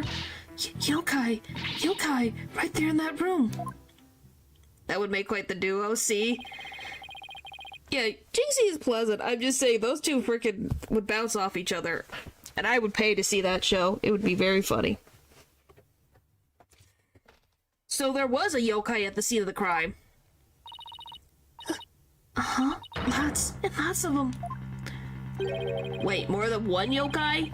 Did Temataro happen to be among them? I don't know. I just don't know. All I know is the room was swimming with yokai. Kasha, Narikabe, Setos Tashio. They were all there. Stand-up comedy show? Yep, it would be great. I would pay to see it. I assume you guys would want to pay to see that. Freaking, it'd be a masterpiece. Live in this courtroom. Yep. Well, this is an unexpected turn of events. We've gone from no yokai to a flood of them. This is ludicrous. You would have this court listen to this delusional little scamp's testimony. Yerk. Hold it! Athena, to the rescue! Your Honor, I believe her memory is simply clouded by fear. But a quick therapy session should ease her mind. With the court's permission, of course. A fabulous idea. Please proceed, Miss Sykes. You sure you know what you're doing, Athena? She obviously is not herself. The trauma of discovering the crime scene and fear testifying have her dazed and confused. A regular ball of confusion. But my analytical psychology-based approach should be able to help. But you would hope it would have Aura if she's going to be the third member of the trio of defense attorneys at the Right Anything Agency. Any objections, Prosecutor Blackwell? Shall we let Miss Sykes proceed? Makes no difference to me. Do as you will, but I doubt we shall get any inviolable testimony. She'll be better served by bearing witness to the sword skills I forged in a distant land. I'll show you. Go, Athena!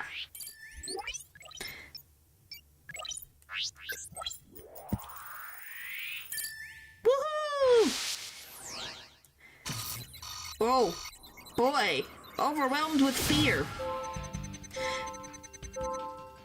Did I see Temataro in the fox chamber? Well, when I opened the door, I saw... Yes, now I remember. Yokai. yokai right there in that room. Found something. Looks like an out-of-control emotion. Athena, what exactly are we looking at here? Yokai?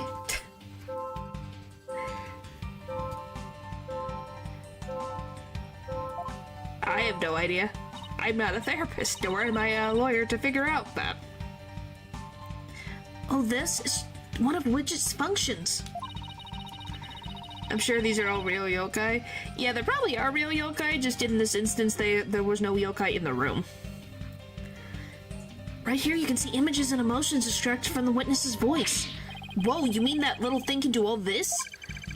Pretty cool, huh? And here I thought it was just some kid's toy. Fortunately, all I'm getting is an overflowing error right now. See how sad is brightly lit there at the bottom left? She's under an uncontrollable amount of distress, which is masking her other emotions. It seems the sheer terror she experienced has made her a confused mess. So... all that yokai she thinks she saw are a product of rampant emotions? From what yokai are made out of teacups? Yes, that's right. Her fear has instilled in her hallucinations and false memories. She's seeing normal everyday objects as monsters in her mind. It's a form of schizophrenia hallucination brought on by emotional trauma. And the trauma in Jinxie's case is fear. So she was, and still is, seeing ordinary objects as yokai. I'll have to find the root cause of her extreme fear before I can treat it. Now, let's see. Paulo, can you point out the yokai in the Wheel of Fire? She seems particularly terrified of that one.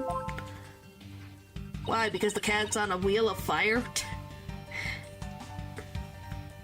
Okay. Next, point to what's causing Jinxie's out-of-control emotion. Finally, hit probe again and try to get to the heart of the matter. Okay, let's give it a try. Okay, click. Whoa. Got it! What a scary yokai. I am terrified. Jinxie, what's the name of that yokai on the Wheel of Fire?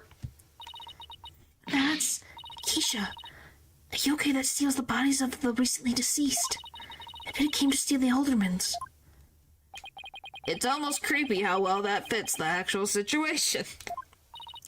Exactly, it's a form of hallucination where the patient can't see things for what they are.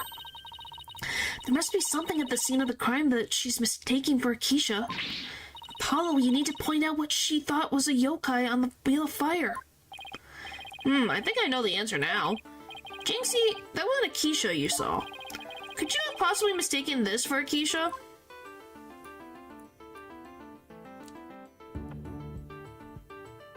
Take that! The light fixture? This one right here. It has flame design, and it is up there on the ceiling. There was never a yokai on a Wheel of Fire. The Keisha you saw was just a light fixture. Eek. Info updated. Better. That's one memory back to normal. Good job. Now that you've got the hang of it, it should be a cinch to point out the rest. Jinxie, what about this white wall-like monster? That's Narakabe. It's a wall monster that blocks your way or leads you astray. That's no yokai, Jinxie. It's a folding screen. And this raccoon dog isn't a tanuki monster. It's just the statue of one. And look, these are just coffee cups. And this right here, it's nothing more than a fox statue. I don't know what I was thinking.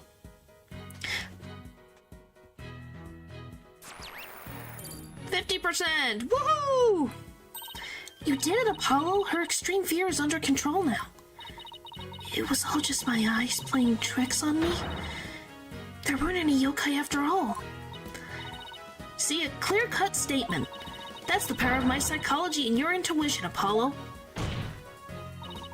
just like we thought.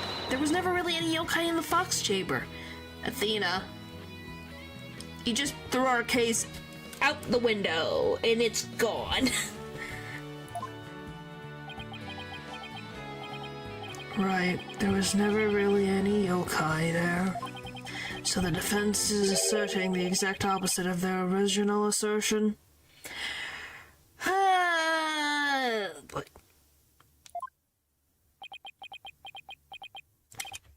shock. Wait, Jinxie, what about Temataro? There wasn't anyone there dressed up as Temataro, or any other yokai either. I remember it clearly now. You've gotta be joking! Oh boy. Betray just fixed this over. She pulled out a new one. I think it's a new one. Order in the court. I think we just dug our own grave. Allow me to push you on in. It's the least I can do. No! Apollo, can I interrupt your freak out for just a minute? I'm still picking up some noise. It's an unexpected emotion. Does that mean Jinxie hasn't remembered everything yet? Exactly, we should be able to get something else out of her. I'll enter the new information we have and run an update. Alright. I did see Temataro in the Fox Chamber. Oh, I should just go. I don't know where to go. We'll go here for 2 seconds. I was so scared when I entered the room. My legs gave out and I fell to the floor. There in the Fox Chamber I saw the alderman dead on the table and Papa collapsed in a chair.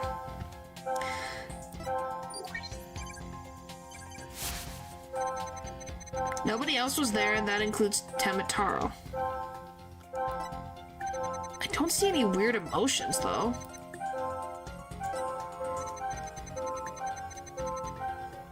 I guess maybe her being upset is a little weird.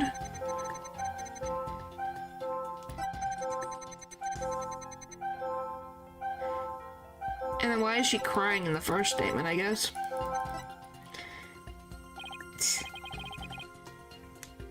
What do you mean? This is just for space's sake.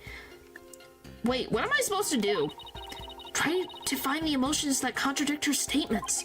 So if I find a contradictory emotion, I should point it out? That's right, but it's not just contradictory emotions you should look out for. You should also keep an eye out for sudden changes in emotions intensity. Her emotions might get stronger or weaker as you move from statement to statement. It's important to compare how the same emotions change throughout the testimony. Huh? What?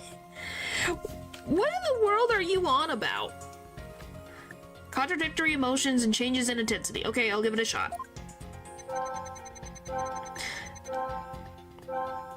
Alright, let me just save.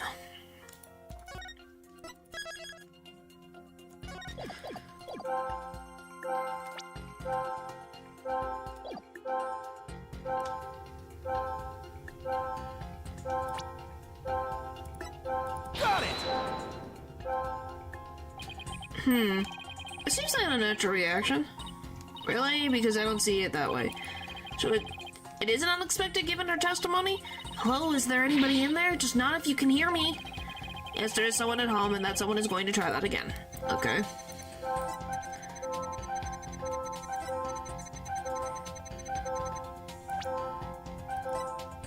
Got it! How about this? The amount of fear you felt is rather low despite your legs have given out from fright. Could something have lessened your fear?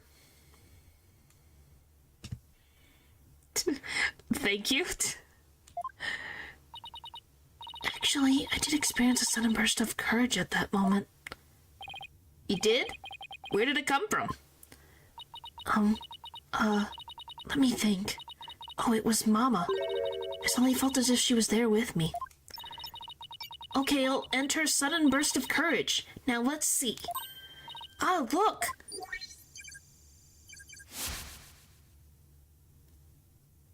Huh. Apollo, the noise is all gone. Jinxie seems to have remembered everything now. Alright. Bye-bye. Okay, now I can go back over in here. A sudden burst of courage. Now, where could that have come from? Jinxie, was there something that gave you a sudden burst of courage? Yes, there was, but, I realized I had done something naughty when I thought about it later. Any idea what could have given Jinxie that courage? Really? I did not know that. That's pretty cool. Well, there is one piece of evidence that comes to mind. Is there? This?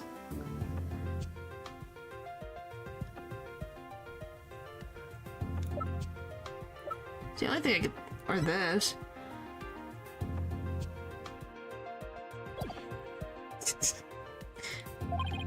I wonder if she saw something like it at the scene of the crime. Jinxie, did your sudden burst of courage have anything to do with this? I'm assuming it's this, because her mom likes this flower. Jinxie, you didn't happen to see a nine-tails flower there at the scene, did you? The demon lawyer strikes again. I can't hide anything from you. I found a small case with a picture of a nine-tails flower on it. I liked it so much I kept it. You what? You can't remove evidence from a crime scene. That's right, young lady. Removing evidence is a big no-no.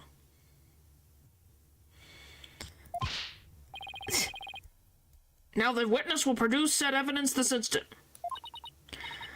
For me, it'll be the right answer. Yeah. It'll happen probably eventually some point. Sorry. It does seem to be some sort of case.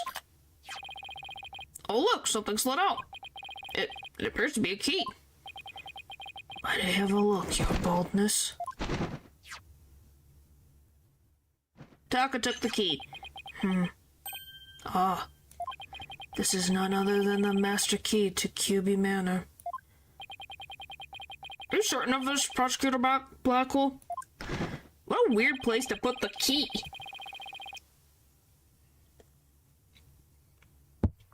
Okay.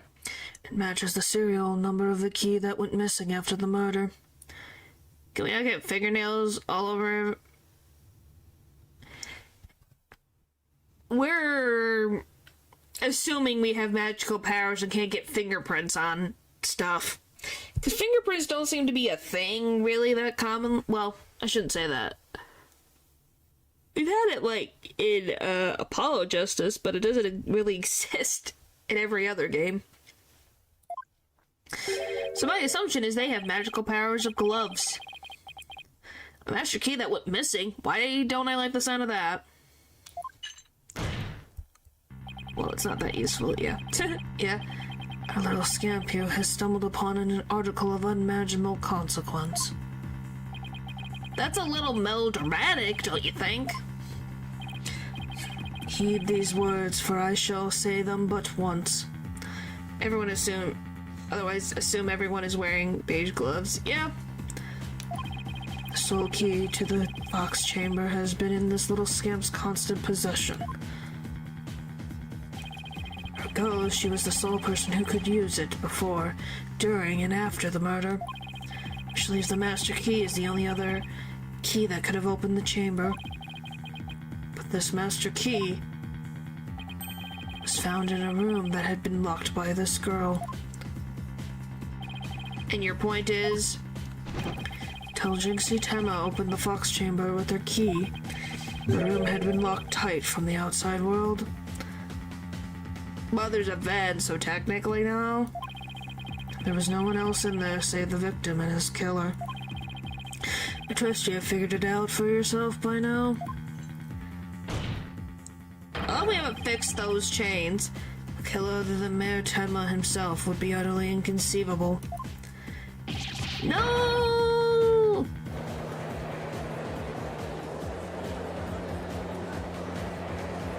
Oh boy. Objection! How could this happen? Ugh. The defense's assistant will refrain from growling her frustrations. Athena, are you alright? Ugh, I know Mayor Tenma's innocent, but there's nothing we can do. This sucks. Sykes, Dano, allow me to put you out of your misery. Can I decline your offer? Yeah, it would be co-counsel. It's just very... I think they just like to use different words, but yeah, co-counsel would be the correct term. Abandon your client and your misplaced faith in him. Let the relief of a clear head and a clean conscience come rushing in. That will make the inevitable guilty verdict far easier to accept. Great, now he's playing Simon Says with us. Well, he's not going to fool us with his stupid mind games. Athena, don't fall for his tricks. No, I'm the one who's dazed and confused. I can't even think straight. No, not really. It never said it was. They didn't need that to be good, though. Yep. They just knew how to write good cases for the most part and interesting characters. That's why everyone loves them. They could have been in any other setting, but they just work so well.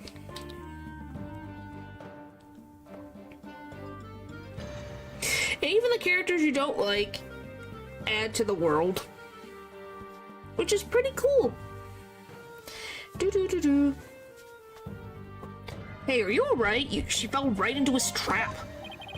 Now I suggest you make a mad dash from the courtroom into the wild blue yonder.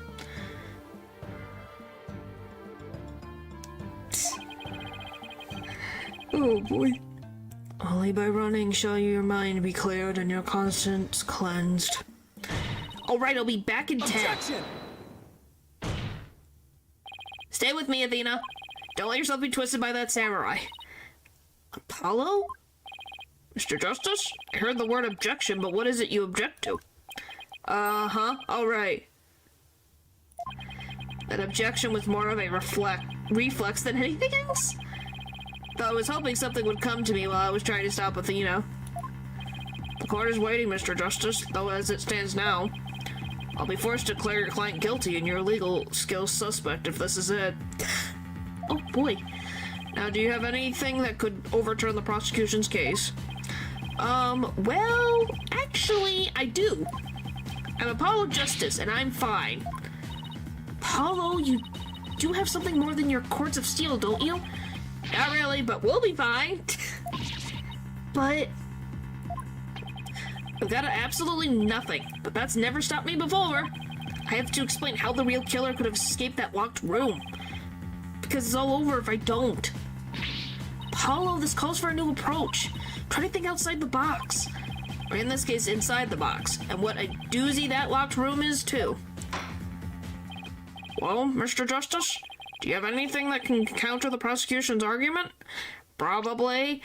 Do I know what it is? No. I don't know if the vent counts.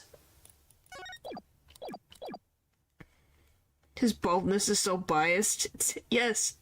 Yes, he is. You bet I do. The real killer must have escaped from the locked room one way or another. Vague conjecture shall only earn you a taste of my blade, Justice Dano. Time to do or die, literally. The defense will now explain how it would be possible to escape the locked room. You sure about this, Apollo? Can you really explain what happened? I'm fine. We just need to think this whole escaping a locked room thing over from the beginning. So, let's see. If the killer had escaped, how could they have done so? The choices are pretty limited. The room has a window, but it doesn't open very far. It doesn't open wide enough for anyone to get through, and there's a sheer cliff outside. As for the air vent, it's up too high, and there's nothing you could stand on to reach it. And needless to say, the Forbidden Chamber wouldn't open no matter what we did, so that's out. Yeah, that's why we gotta keep the solution simple. Like they say, simple is best. We need to rule out all the absolutely impossible escape routes. Then whatever's left just might lead us to how the Fox Chamber was compromised. Your Honor, the defense proposes that the killer escaped through here. Wait. Is it the front door? Is it literally the door? I think it's the door. I genuinely think it's the door. I'm just gonna take a quick break, so I'll be right back in just a few minutes so you guys can stare at this lovely map. Okay, so I'll be right back.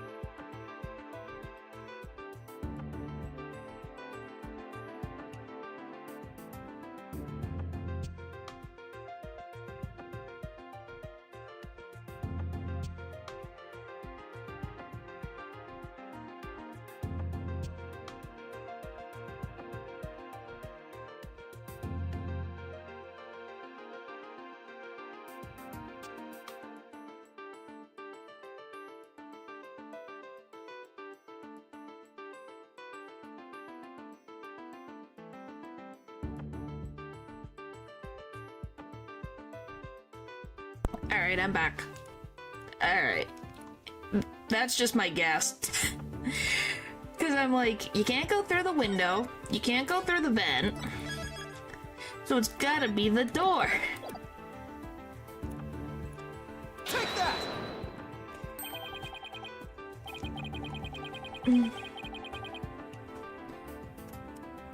Alright. Do.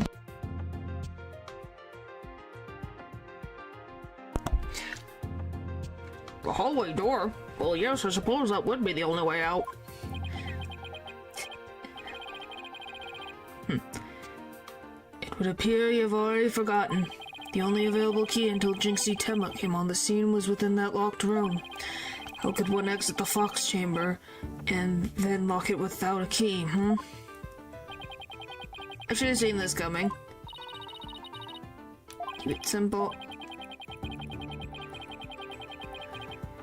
I can understand if the killer had exited the room with the key, but...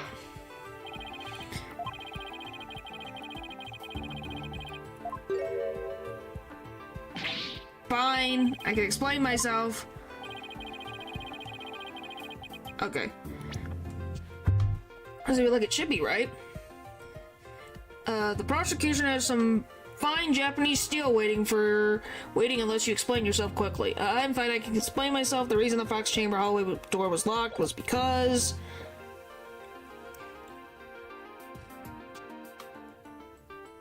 the Tenma locked it from the inside, the perp locked it from the outside. Huh? I don't know, what would this be? Tenma locked it from the inside. It locked on its own. The perp locked it from the outside. Yeah, simple, they said. I don't know.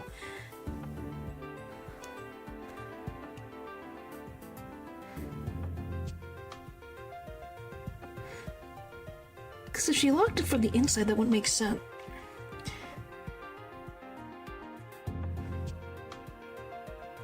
Huh.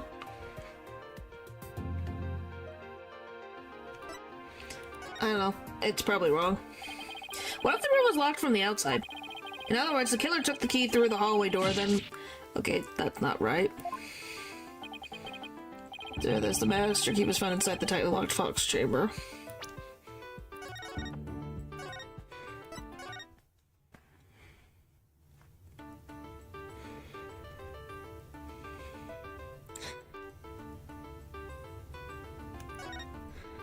This one?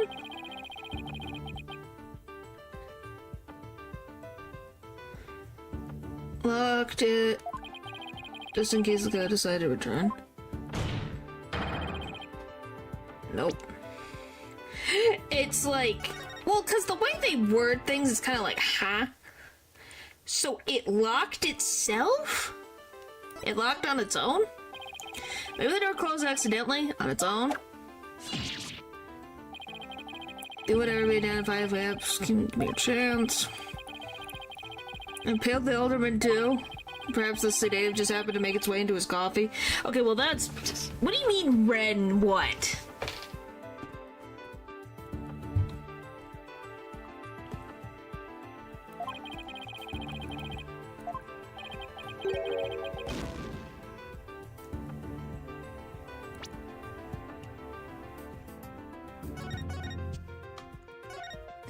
Did I get it right the first time? Was it that funny?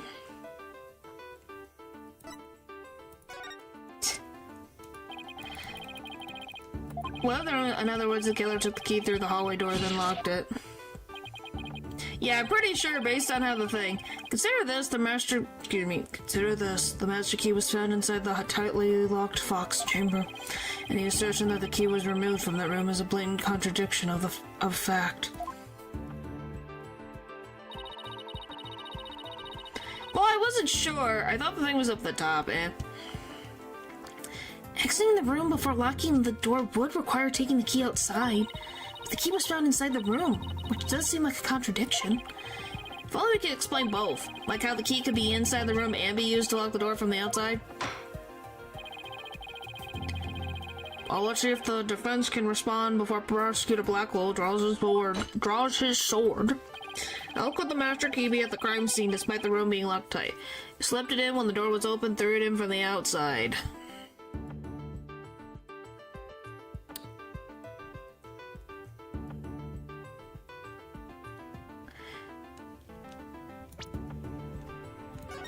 I think it's the top one.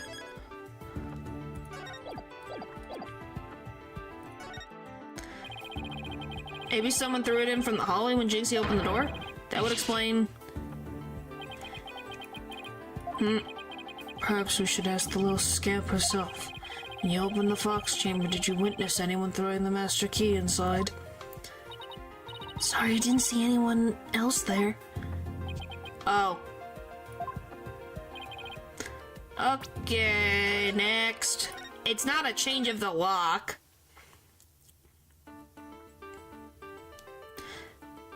What is the slipped it in when the door was open, threw it in from the outside. It's the same thing. Okay, what if someone threw it into the room from outside? You know, something like go out the hallway door, lock the room, then toss the key back in through the window? That would explain how the master key could be inside the locked room. Where would you throw it from? There's a cliff outside the fox chamber's window. Throwing the key in from there is an impossibility. Well, not an impossibility, just a really, really, really annoyance. Oh, right. I wonder if the key could have been tossed in from somewhere other than the window. Somewhere other than the window?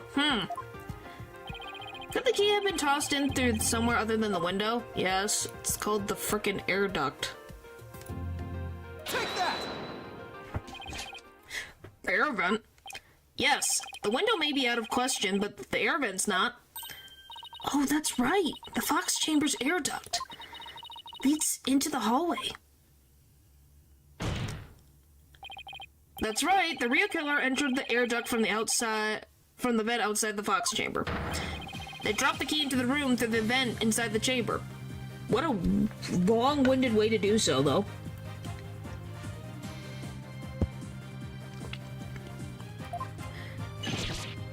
Hooray! It's preposterous. Oh, that explains how the key got in there after it was used to lock the door perfectly. Mr. Justice, I'm afraid I'm a bit confused. Don't worry. I'll explain it even Your Honor can understand. Is that freaking mean? First, the killer disguised as Tamataro murdered the alderman in the Fox Chamber. Then they fled the room through the hallway door and locked it. Next, they entered the air duct from the vent outside in the hallway. Finally, the killer tossed the key into the room through the air vent in the ceiling there. All that was left to do after that was to go back through the air duct and flee the manor. And all he does is shift it. I guess, but you know, he kind of needs to know he's the judge. Well, Your Honor, could that be any clearer? Amazing. Even I could follow that. The judge seems really pleased. That explains everything. The real killer was someone dressed up like Tamataro. And there was someone other than the mayor and the alderman in that room. Hey, it looks like that lawyer has beaten the jailbird prosecutor. Well, that's a total burnout. The massive forehead of his seems so much more attractive now.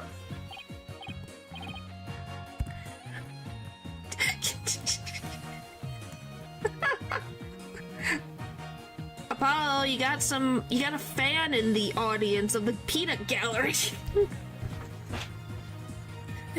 They still called your forehead massive, though. Order, I say. When he isn't blatantly favoring the prosecution, at least. Yeah. Now that I've proved a possible third party, I don't see how our client could be guilty. Silence. That's your new favorite word, silence? Valiant effort, Justice to know, but your final thrust missed its mark. Huh? Both that little scamp and the tricksy Tanuki saw the yokai after it left the room. But then what? Did that irksome yokai simply go through the foyer and waltz through the front door? That's exactly what happened. The killer fled from the... Youch! But that is impossible without being spotted by the foyer's security camera, that is. Well, the next option is then just to run out the... Let me move my head. The next option would be just to jump out the window. But we didn't see any glass, though. So where the frick would they go? Yeah, because it would have been here. How the frick do you... Where did it go? How would it get out? From the door. If you tell me the thing frickin' literally flew above the camera, I will laugh. The electric eye here would have captured any pesky little yokai trying to escape. However, there is no sign of Tamataro anywhere in the security footage. What? Save for the foyer entrance, there is no other way to flee the manor, is there? I don't feel so good. Hold it! Wait, I believe there is one other way to escape besides the foyer entrance. There's a large window in the foyer. It's possible to escape through there without being seen by the security camera. Hey, you're right. Silence. Must I point out every crucial detail to the defense? Yes, please. Seems you lack not only brains, but investigative prowess to boot. The game wouldn't let me. That is the cliffside of the manor. Oh, fun! Look at that. That was a long drop. The only killer escaping that way would be a dead one. No! Wait, so the killer didn't escape out the foyer window? What the heck, right? Yeah. But that's how that works in this universe, so. Huh. Suppose your next proposal is the killer sprouted wings and flew off into the sunset. Well, technically it did. He did sprout wings.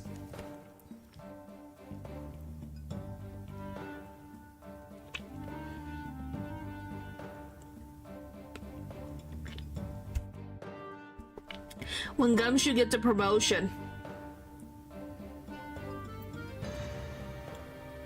That's when we'll have a nice prosecutor that says nice words. Is when Gumshoe gets promoted.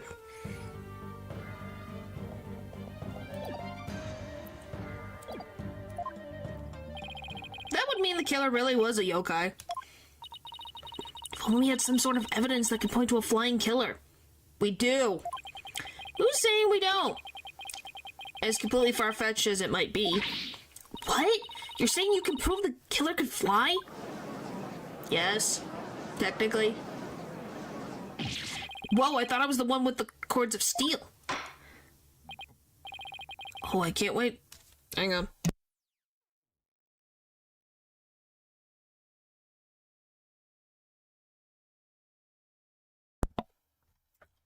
Oh, I can't wait to hear this.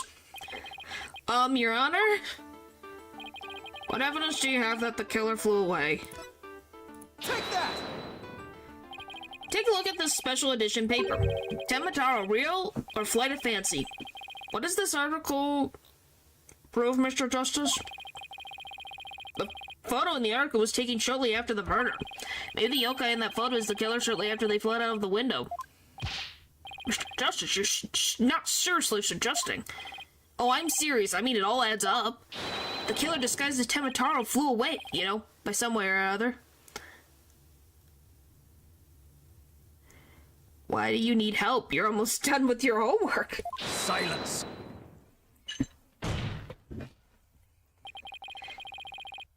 It is your brain that has flown the coop. The image is not but trick photography or some other form of artifice. What the frick? Thanks, paper? Huh.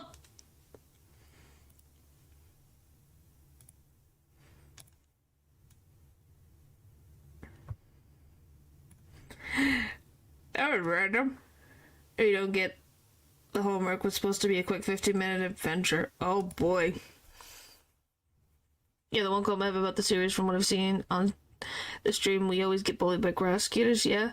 It is not quick. Well, then you could tell your professor it was not a quick 15-minute thing. That's all I can say. Well, hey, we did have, well, once we get to Edgeworth Investigations, you, Miles Edgeworth deals with some issues there, so, yeah. Okay, then, how about the Temataro figure Mr. Filch saw? It just vanished into thin air? Oh, there's a rational, common-sense explanation for that.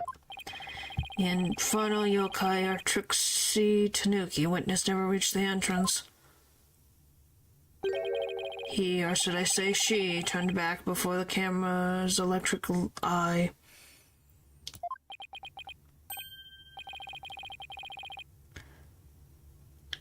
Hello.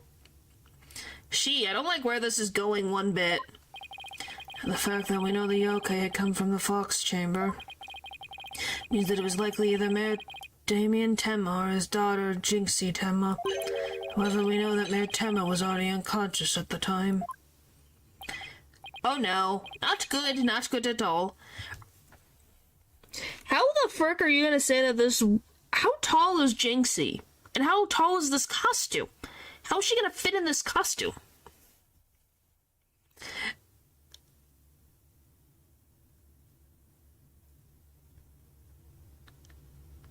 Okay, thank you, Dylan. Then why'd you put ultimate paper?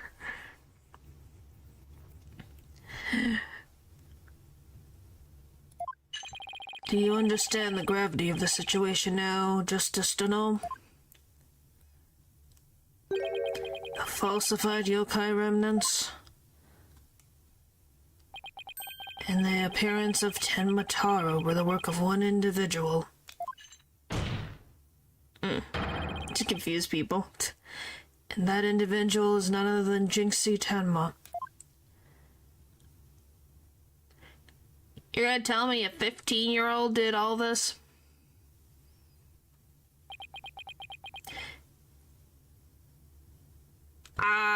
You're probably right. I don't know. That's what Dylan does. Yeah, you're right. No!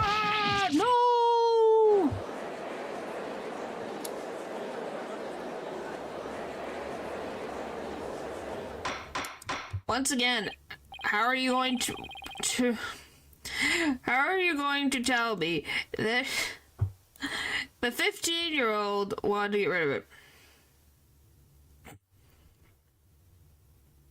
But that dislocated the shoulder of an average person? Yes, they did.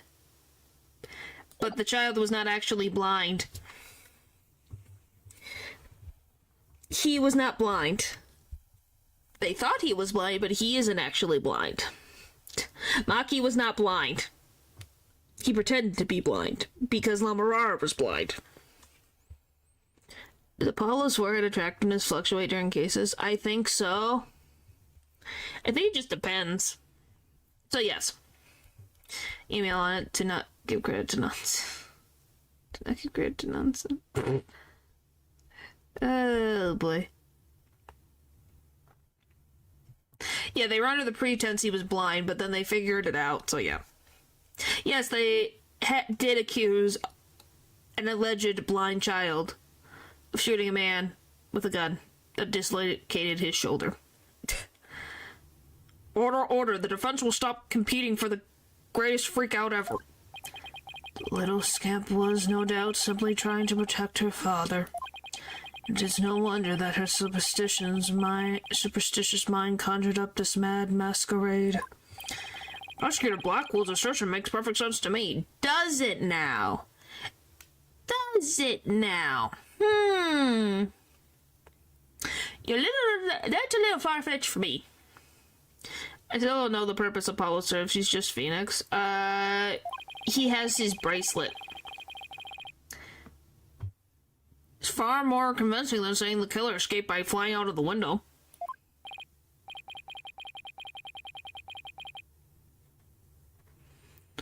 Right now, when a man accused of kicking down this door despite him being paralyzed from the waist down. Huh. Well, I guess it just depends. Anything can happen. Do you truly believe this could end any other way? Well, he does act different. They have different personalities and different things that they do. So, it makes sense for both of them to coexist. Just like how Athena has her thing as well. Did we fall right into his trap?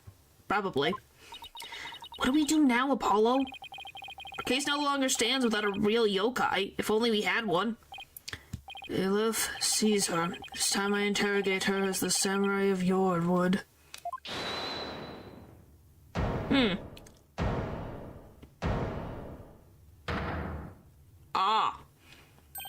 Mayor Tenma? This farce is over. How does it feel seeing your own daughter accused of a cover-up most foul? Kick the door down. It's just goofballs. At least they could have made Phoenix more confident It takes so long to differentiate them. Well, he is technically more confident.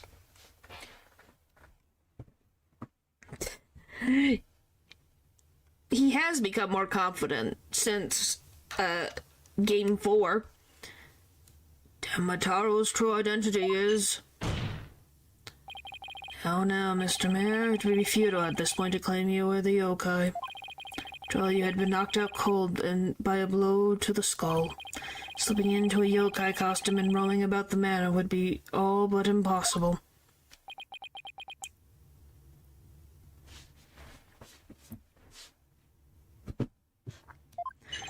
Consider this well. As it stands, your daughter will be arrested for obstruction of justice. But if you confess, the prosecution would be willing to overlook her little yokai farce. What the frick is this? Confess? The defendant intends to confess. Well, they did have a trilogy. I enjoy the games after as well. Just depends on your, I guess, opinion. Yeah, wait. Apollo, Prosecutor Blackwell's up to his mind games again. Maritema, no, don't fall for his twisted words. If we're sent away for murder, Jinxie will be left all alone. Real killer is...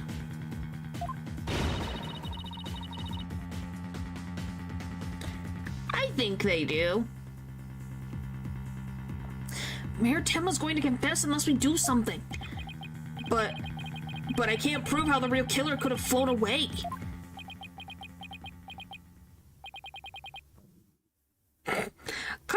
Caw. Look upon me in despair, for ripe is the time for my return. Oh no. I should have watched what I wished for.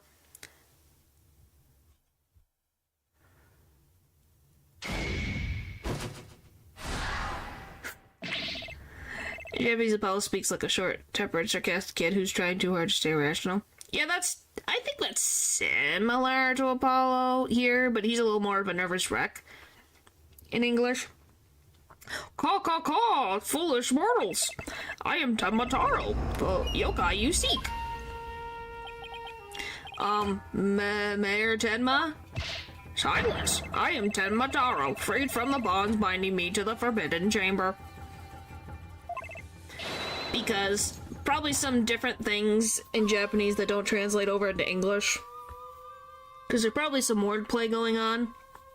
Because Japanese really like their wordplay. Behold, the return of the Demon King. What the? Demon King? Well then, I think it's time for me to take a vacation.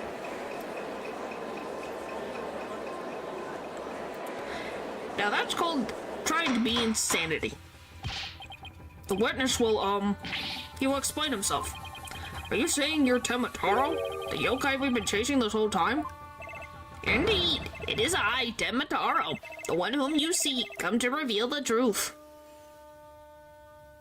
Guys, what do you think of this? I don't know how to feel about this. This child is Temataro, you say? Ha, what nonsense! Turning in the courtroom and having zero idea how to deal with it. So, Mayor Tenma is a yokai now? Caw. His body is now mine. So you're saying that Mayor Tenma is being possessed by you? And then the yokai that Jinxie saw and Phineas Filch saw? And the one captured in the newspaper photo? Those were all you? The accursed power of these warding charms prevent me from revealing my true form. I think they're funny and silly. They fit right in with Ace Attorney. By the way, do you love that I've made him sound like a parrot? Because I couldn't think of anything else.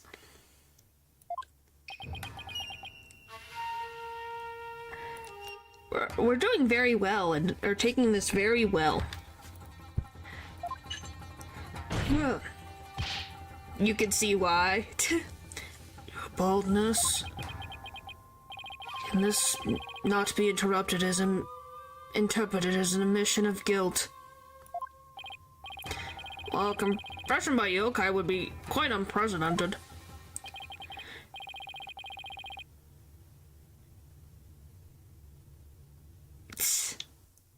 Don't worry about yourself. You don't have to donate money if it's not in your thing.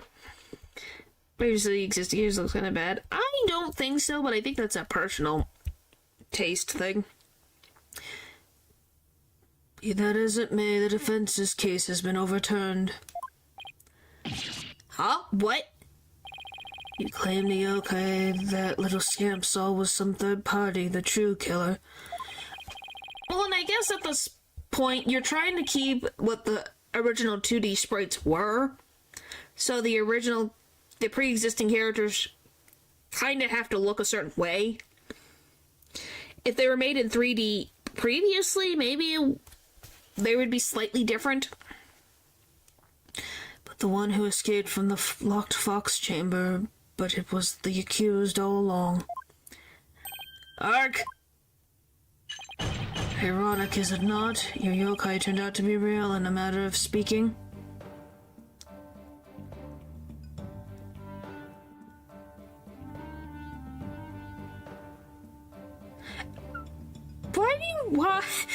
Why is this a competition? It's not a competition.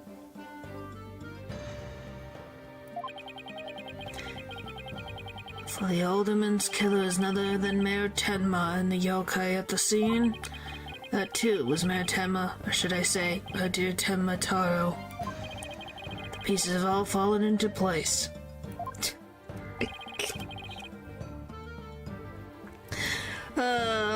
Household Prosecutor Blackwell. Well, like I said, I think they look fine, but maybe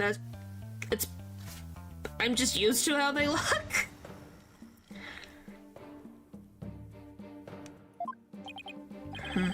It seems I must spell it all out for you.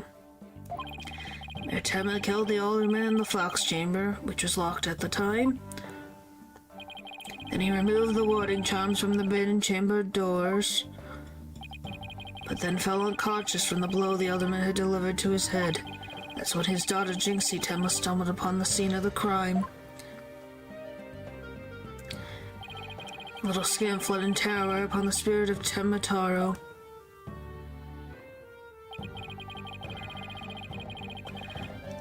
Freed at last from the charm's warding effect, took possession of the mare. Then the newly freed Tenma Taro then fled from the fox chamber. So you see, the yokai Jinxie Tenma saw was her father possessed by Tenma Taro.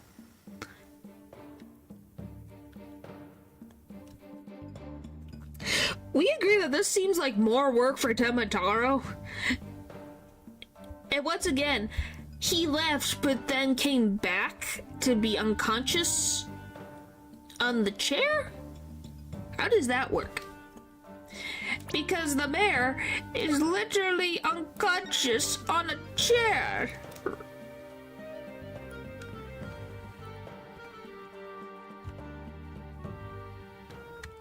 Well, I've seen a bit of Ace Attorney Investigations, the first one. So I know I'm going to like it because it's Miles Edgeworth. He's freaking great. Objection! Yeah, and Gumshoe's there too. But when we arrived on the scene, the mayor was found unconscious. How was that possible if he was supposed to have flown out the foyer window?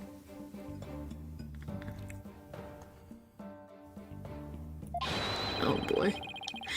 Then what? Do you mean to say the maid of Kyubi Manor, Jinxie Tenma, was Tenma Taro?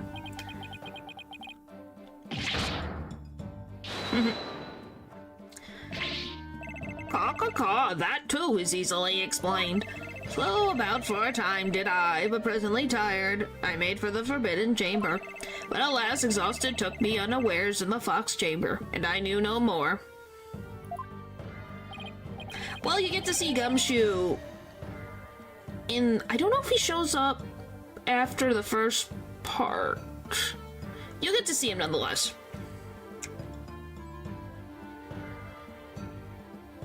It would seem the pieces are still in place. Is Blackwell up to his tricks again? I don't know what to say. Is the defendant really alive? So the rumor about the Mayor Tenma is true? I knew yokai were real. You mean he really did kill the alderman just so he could release Tenma? Order, order. Now he's got everyone in the courtroom believing in yokai. It's Simon Says on steroids. He wants to convict our client any way he can, even if it means blaming a yokai. The proverbial ducks are all in a row. You shouldn't now have no qualms about finding the accused guilty, your boldness. I know for a fact that this would not settle in a court. Holy frick.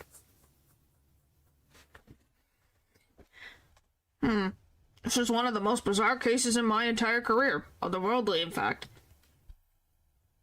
Judge, you have had other weird cases. You literally had a possessed woman in one of your cases. What do you mean? You also had a talking parrot that was cross-examined. This is not the weirdest you've had yet. Sorry, that just drives me crazy. I was like, what do you mean?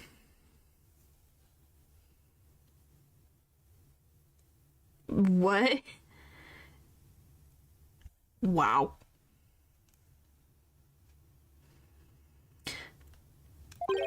Can yokai even be prosecuted under our legal system? I have no frickin' idea. Objection! Mayor Tenma is just pretending to be Tenma to protect his daughter. Plus, I've already proven how a third party could have escaped from the locked room. A verdict at this point would be premature.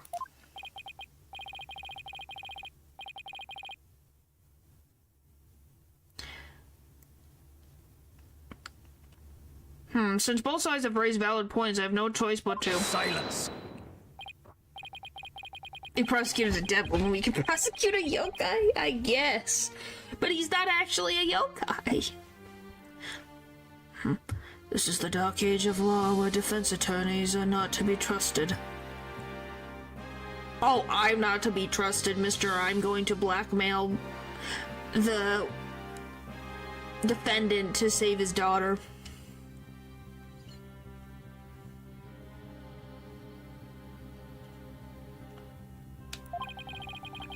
This is but a ploy to gain time for them to fabricate evidence. Or will I sleep tonight? Knowing you will not let the sun rise on the mayor's day of reckoning, Justice Dunno. Objection! I won't fabricate any evidence. Silence! And prove it by joining me. A night in the clink will ensure you will not succumb to temptation. Why the frick does he have to go? Then just have someone with him. Like, have Fulbright follow him if that's an issue. But he's never said that. He's never falsified evidence.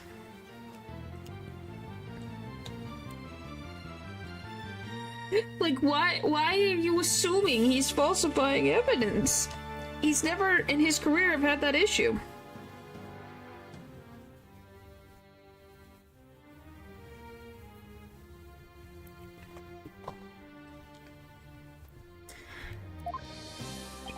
How about I just promise not to succumb to anything? We have both evidence and a confession. The killer is this yokai before us. It is beyond dispute. I guess. Oh! Oh! He got electrocuted! Trouble lost it at 1. Huh.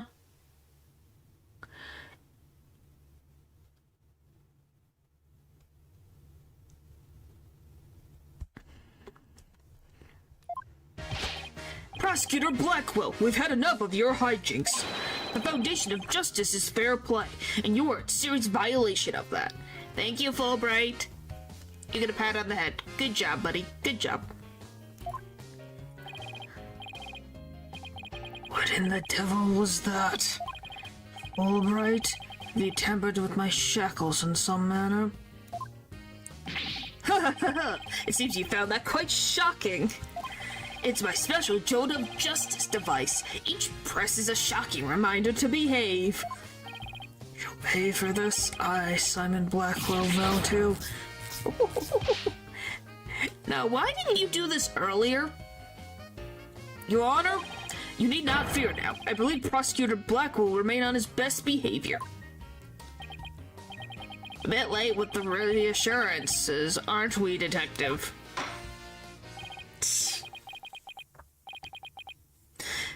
Well, in that case, just concludes today's deliberations. Prosecution and defense will use this opportunity to further their investigations. This court is adjourned. It's just funny, because you're like, well, we got saved. To be continued. Right now.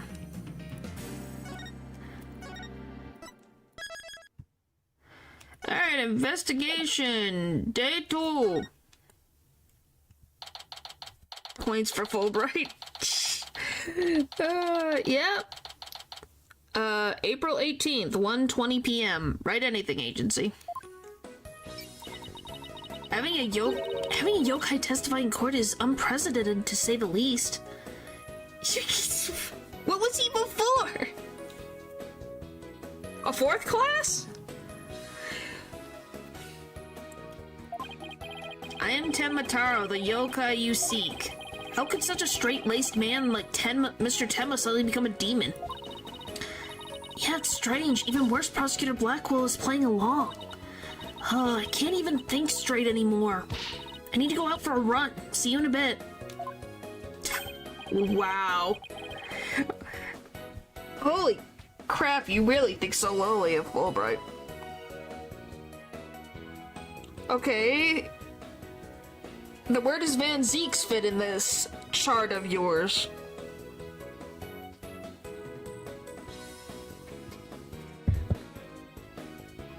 Wow.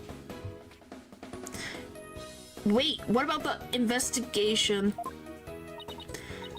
Back, eek! Whoa, whoa, whoa, Trucy, welcome back! Oh, you're in your stage outfit. Back from work? Yeah, I really nailed this new magic trick I've been working on. I also heard about those tricks that were conjured up in court earlier today. You know, the demon out of nowhere trick and Polly's tightrope style defense trick. I was seriously considering a disappearing act of my own after all that craziness.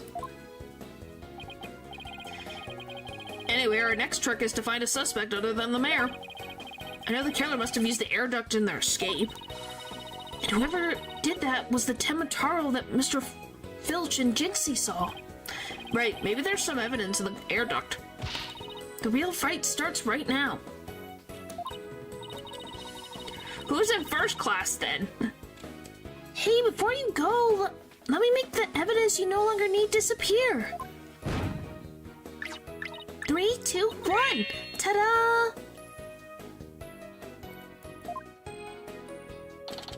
Unnecessary evidence has disappeared into Trish's magic. I wonder where all that stuff goes. Okay, let's get over to the scene of the crime. Vamonos, Apollo, vamonos.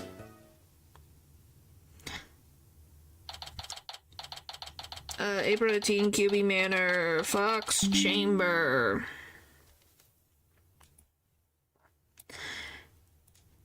But yeah, who's in first class then?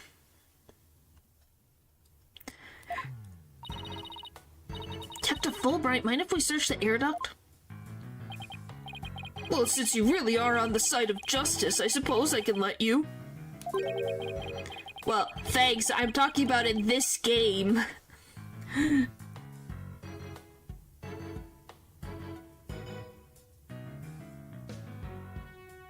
What in the frickin' world? Oh my goodness. Plus, my own sense of justice has been called into doubt, so... Wonder if he's been like this ever since the trial. Well, his sense of justice has been beaten to a pulp. Probably take a while for him to recover. I sort of feel bad for him, but we have work to do. Let's go and get the evidence we need. Okay, what is this new game? The air duct is the key. We know... I can't English. The air duct is the key. You know the Tenma Taro impersonator used it to make an escape. After murdering the alderman, the killer left the Fox chamber through the hallway door. Then after locking the door from the outside, the killer entered the air duct in the hallway. Paul, I guess you're getting fought over. Finally, the killer dropped the key into the Fox chamber through the air vent here. Then went back through the air duct and fled the manor. That's how the illusion of no one entering or leaving the locked room was created.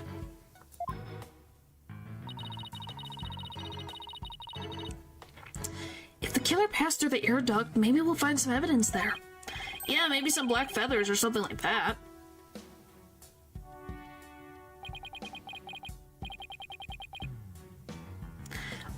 Well, here's our van. It's awfully high up. Don't worry, I brought a stepladder. Happy hunting! How nice of her to volunteer me for the job. Up we go. Whoa, it's pitch black in here.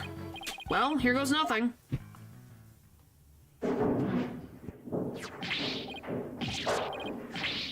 Oh, he's doing so well. Just thick layer of dust in here.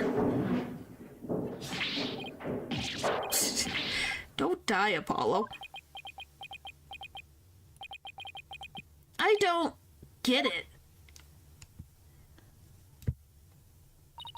Find anything? Yikes, Apollo, what happened? You're covered in dust.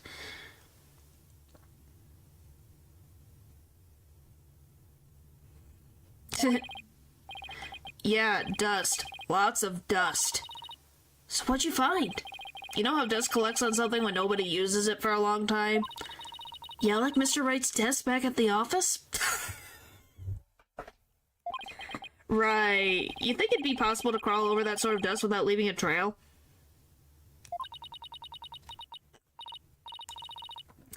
I seriously doubt. Wait, you're not suggesting no one's gone through that air duct lately?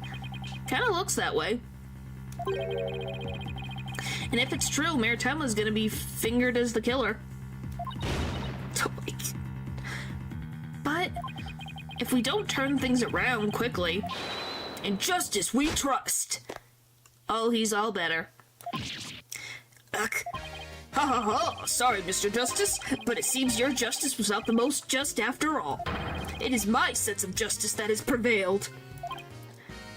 Ugh. Detective Fulbright sure seems chipper all of a sudden. Well, of course he does.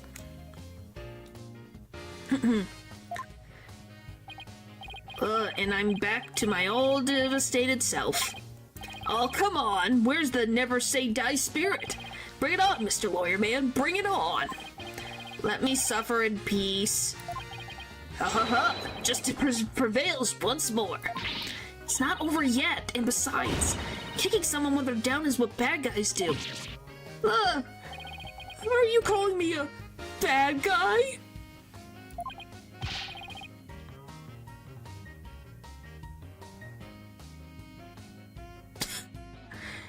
Me, Bobby Fulbright, champion of justice?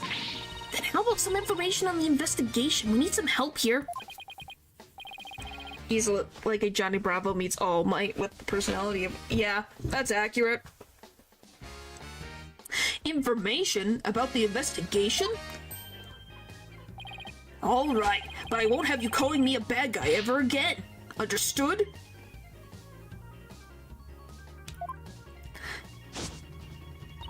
We did it, Apollo. Yeah, but how long can we keep this up? Forever? The investigation. I can't believe Prosecutor Blackwell would stoop that low. I mean, to pinning the blame on a yokai? He really wants a conviction at all costs. She could give a yokai a run for its money when she's mad. Yes, well, I have him writing a self-reflective essay as we speak. Are you his babysitter? I doubt that'll teach him anything. Yeah, he'll probably just write dotard 1,000 times. That whole yokai business is most likely a ploy to win a conviction. Truth is, Prosecutor Blackwell believes Jinxie Tenma planted that yokai stuff. Planted it in an effort to protect her father, the real killer. Yeah, right. I'd like to see him prove it.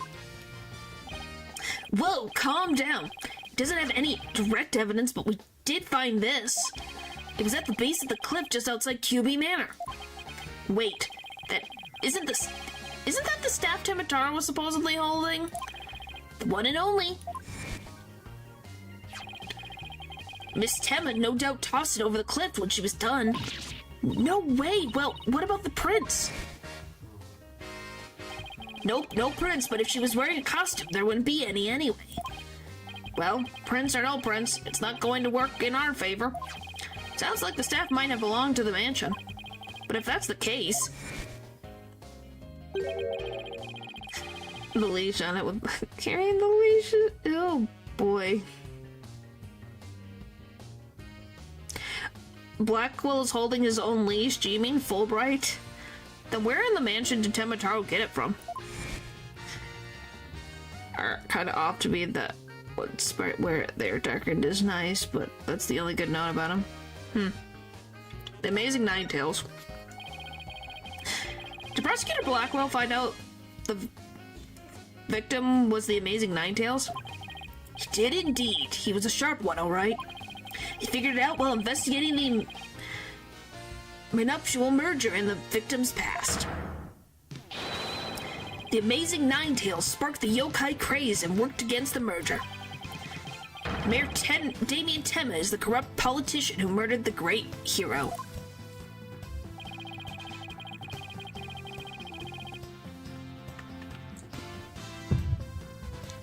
The Amazing Ninetales fans are so angry, they even tried to storm the detention center. I don't blame them. I mean, their favorite masked wrestler hero was murdered.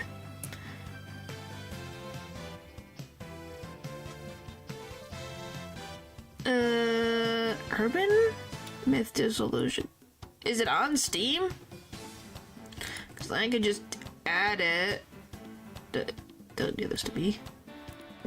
Urban.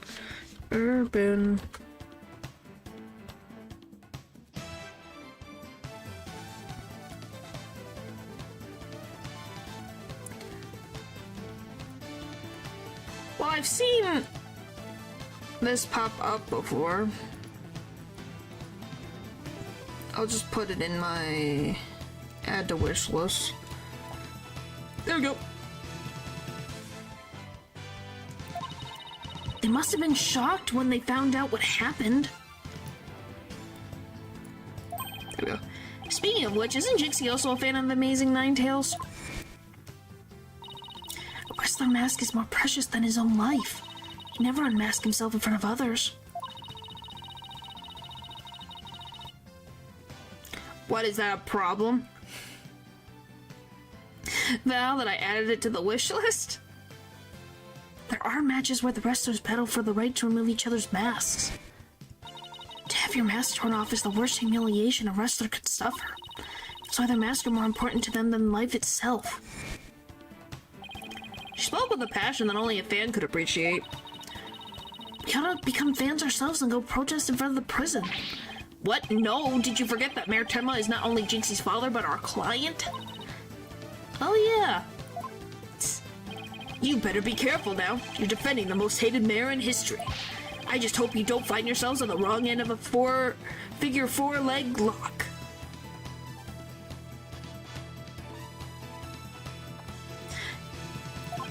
What do you mean? I said I would add it to the wish list, which I did, and then you copied me. Maybe I should wear a mask to hide my identity. Are there any other new developments we should know? Now that you mention it, our suspect is suffering partial memory loss, but he did manage to remember something.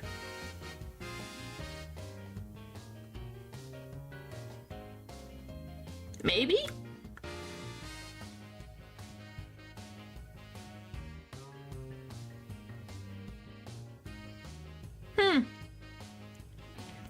That is interesting. He did? What did he say? He said he didn't want to speak with us. His exact words were, "I'm under no obligation to speak with you mortals." And other things of that nature.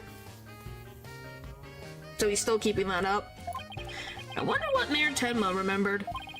Too bad you can't ask him now, because Prosecutor Blackwood's busy questioning him. I know. Why don't you wait down at the playground with the rest of the kids? What now? What now, Apollo? Huh. Well, that sounds interesting. How about regrouping back at the agency? Good idea. We might get some words of wisdom out of Mr. Wright while we're there.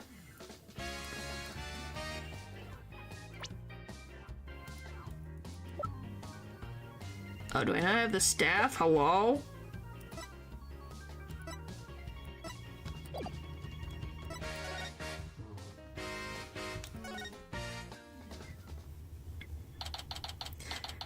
Alright, write anything, agency. Maybe I'll go read over some past cases. And I'll do some research on exorcisms. Hey, what's with you guys? You seem bummed out. How should I put this? Yeah.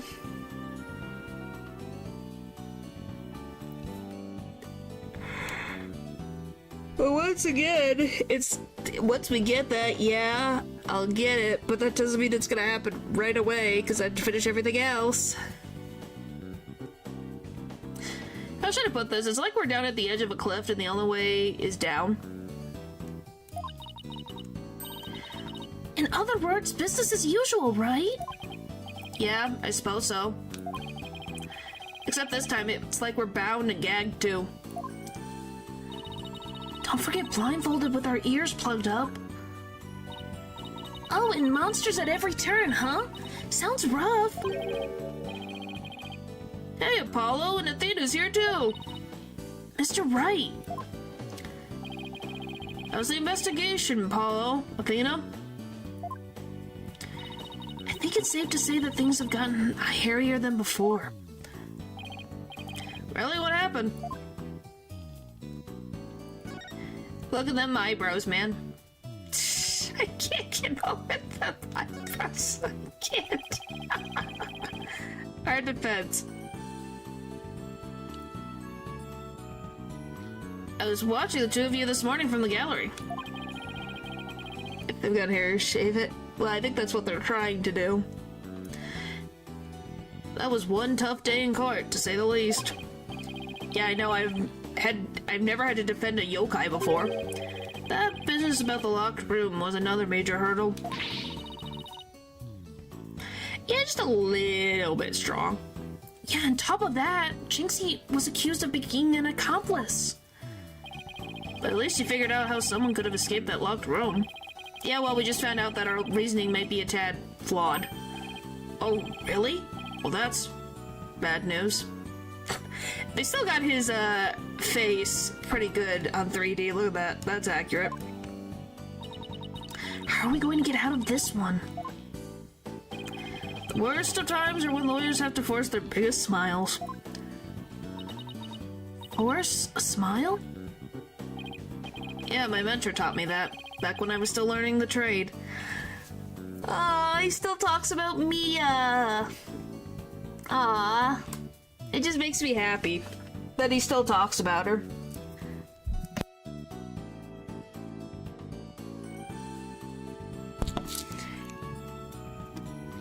We love references.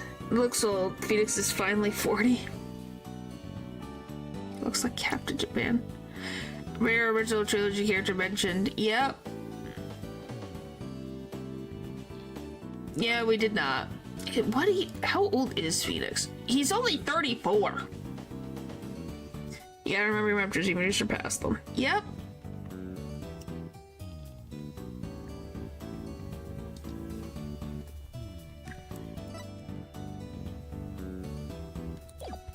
Oh my gosh. But yeah, she's very important. I'm just glad that she still gets remembered. That's all that matters to me.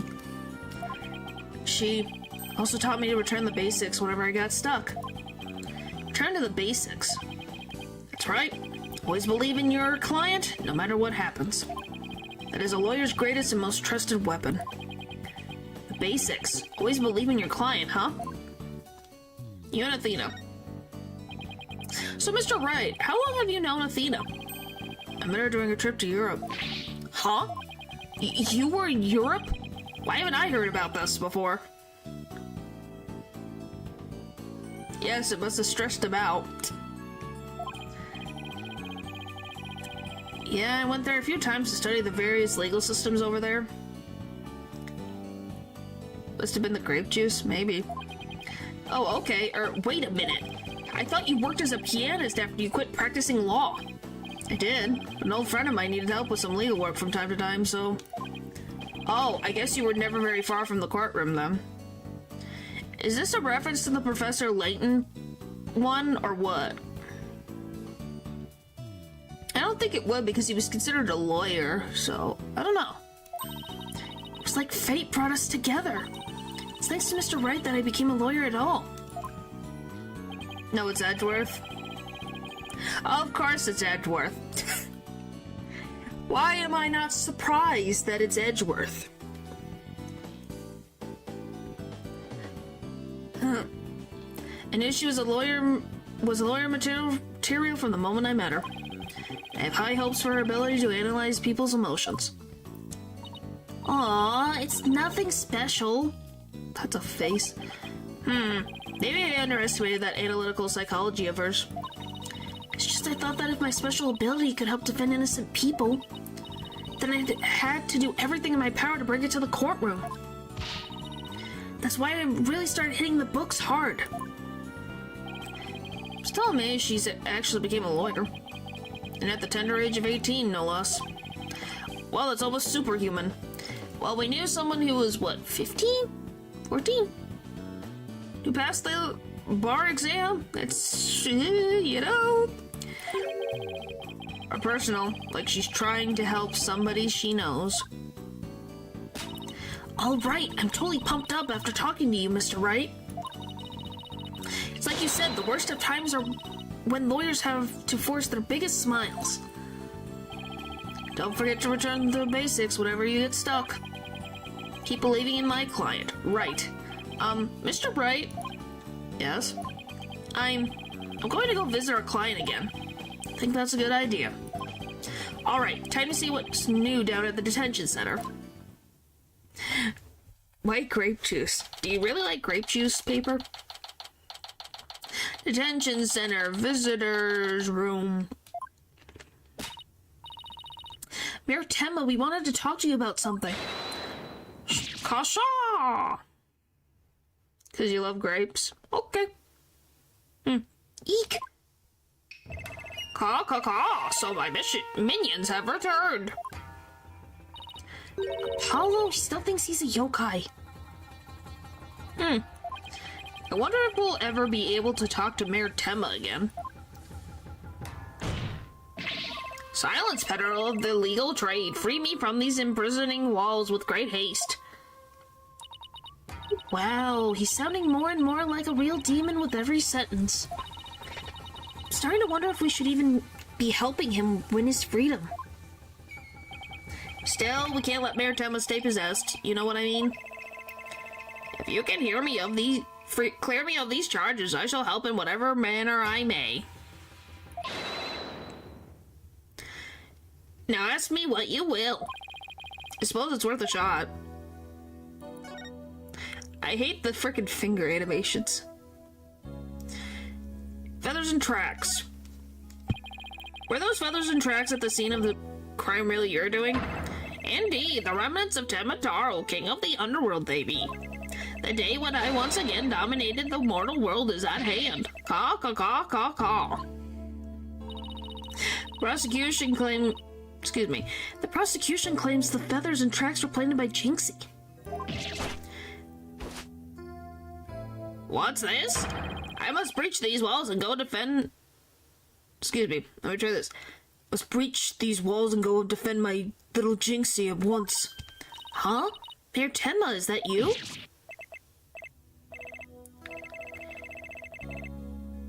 Well, now, Damien still appears to reside within this body. But I should have expected as much from a descendant of mine. Be silent now, Damien. I guess a little thing like demonic possession won't stop a father's love for his daughter. What do you mean again? And two, why am I making a deal? I haven't made a no frickin' deal with the no demon. You didn't kill Alderman Kilby, did you? I have killed no one. The remnants of my presence have been misconstrued. The murderer is not I. For if I had slain that mortal, raging heckfire would have consumed him. I can't read what you do. Let me read that again. Raging heckfire would have consumed him, leaving him naught but ash. Yikes, so... Yes, he's doing it to protect his daughter.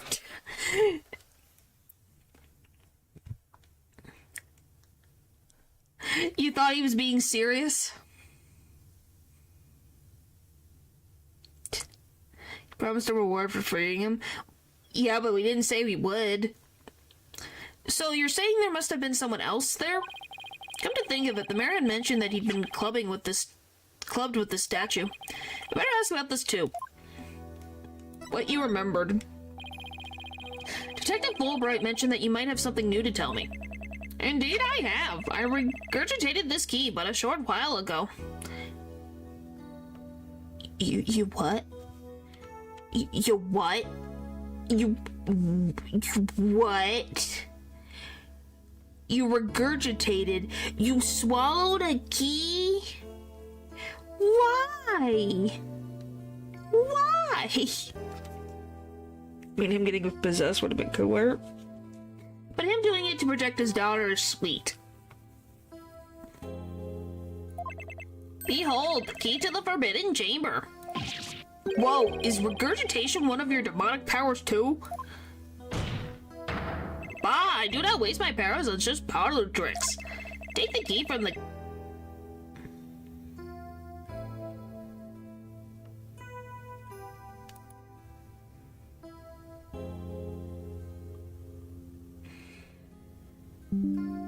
That was really... Can you guys hear me?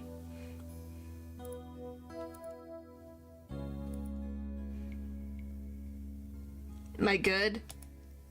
I don't know what happened. OBS just disconnected. Am I good now?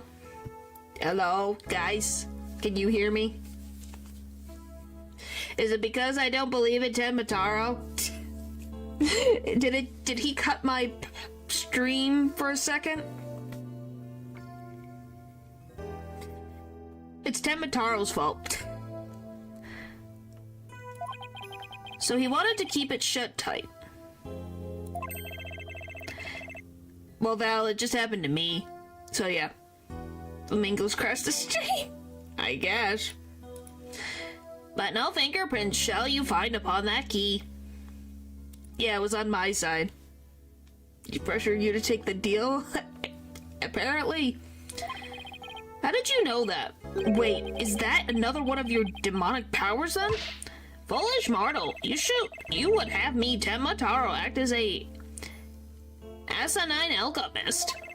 But I asked the jailer and my will was done. Quite eagerly, I must add. Caw, caw, caw, caw.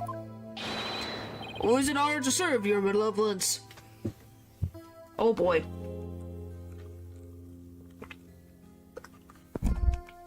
It's not Tenna, it's Tenma.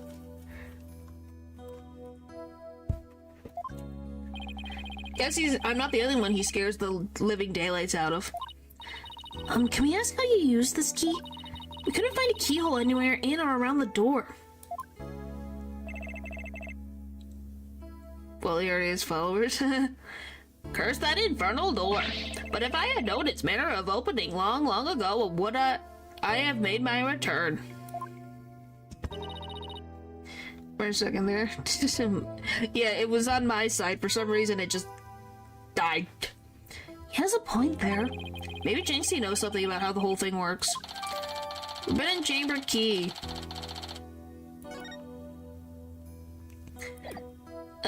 Present this goo. Wait, might I ask, is that? The statue was found at the scene. Someone hit Mayor Tenma over the head with it. It had been wrapped in a large cloth before the alderman's murder. Let me see whether Damien knows such a thing. Yes. Something wrapped in such a cloth does he recall. A secret gift from Alderman Cuby, it would seem. He, however, had not a chance to see it till now, for the cloth did conceal it. Maybe the cloth fell off or was moved after the mayor was struck. Of that Damien does not know. A secret gift? Interesting. Maybe Jinxie knows something about it. I should question him about the blackmail letter, too. Let's see what he says when I show it to him. This is gonna go well.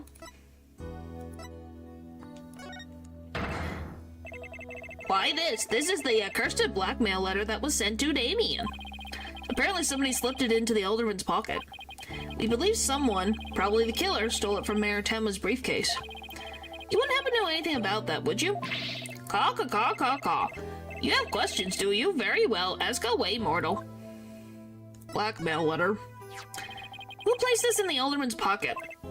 Very few were they who knew the letter was in Damien's briefcase. So whoever knew about the blackmail letter being in the mayor's briefcase is a potential suspect in its theft and placement in the alderman's pocket. Could it have been his doing? Mr. Taro, did you just remember something? Indeed I did. There was but one other who knew of that letter. Damien's aide, Florence LaBelle. Full knowledge of that briefcase contents did that aide possess. Then he may be the blackmailer and the murderer we're looking for. That is preposterous. He's a most trusted advisor. He would never betray Damien. It seems like Mayor Tenma's a bit too trusting of those around him. Still, this is huge. Now we know who might have slipped that blackmail letter into the alderman's pocket. Look out, Florence LaBelle. Here comes justice. Let's go find Mr. LaBelle and rake him over the coals. Thanks for the help. You've just given us a major lead. What do you mean he's French, though? What does that have to do with blackmail and murder? There's something that still bothers me. If Mr. LaBelle is the killer, what could have motivated him to open the forbidden chamber? Chaos. You should probably search it for clues. Only one problem. How do you open a locked door that doesn't have a keyhole? Let's go talk to Jinxie. Maybe she can help. Go hard in this conversation just because of the times he would break character. Yeah, it would. Well, it's kind of the usual for us. Betrayal, too. Huh.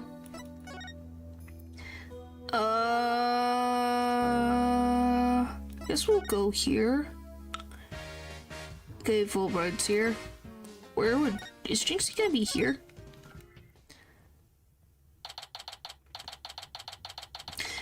Ninetales Vale, Yokai Lane. Hey, isn't that Jinxie? Dare you dare imprison me? Jinxie! She's acting really strange. That loathsome no-good Ninetales fox. You shall know the terror that is mine in despair. Grr, you shall pay. Oh, you shall pay dearly. All of you. Jinxie, are you alright? Eek! Oh, is that you, Mr. Demon Lawyer? Morning, Jinxie. Morning? Is it already past noon? And what am I doing here? Last I remember, I lay down to take a nap back at the manor. Oh no. It must have been the Makuragashi. Makuragashi? Ever wake after a restless night's sleep to find your pillow in an unusual place? Or that you've been sleeping on the floor or in the hallway? Well, it's that yokai's fault. The Yakuragashi preys on people while they're asleep. Who knows if he's even married? It sounds like you just need to be tucked in really tight or maybe a snug sleeping bag. Jinxie, how come you don't have any charms on your forehead? I don't? Oh, they must have fallen off. Without them, evil things would creep onto me. I'd say we have more than an adequate demonstration of that just now. I better reapply them.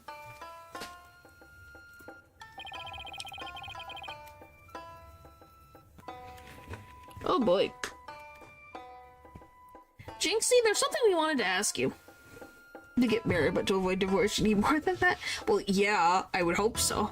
That you would have more than that before you even got married. There was something I wanted to tell you, too. I remember something else.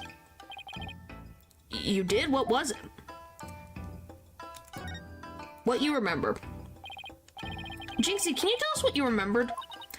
Well, after the trial, I remembered lots of stuff. But there was one thing I thought was really weird. I'm almost afraid to ask, but here goes. Really? What?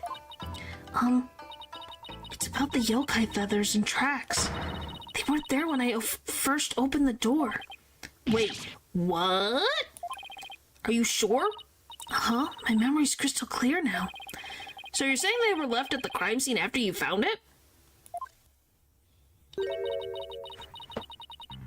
What do you mean? This could spell major trouble, Apollo. Why? Because Jinxie's already accused of leaving feathers and tracks at the scene. They weren't there when she discovered the crime scene. It will totally fuel the claim that she fabricated the evidence later on. Heck.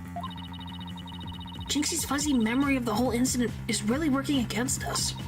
The prosecution will probably say she doesn't remember planting the evidence. Good luck rebuttaling that. Oh man, this is not good. I sure hope she didn't plant the evidence while she was sleepwalking or something. The Forbidden Chamber. Jinxie, you wouldn't happen to know how to open the Forbidden Chamber, would you?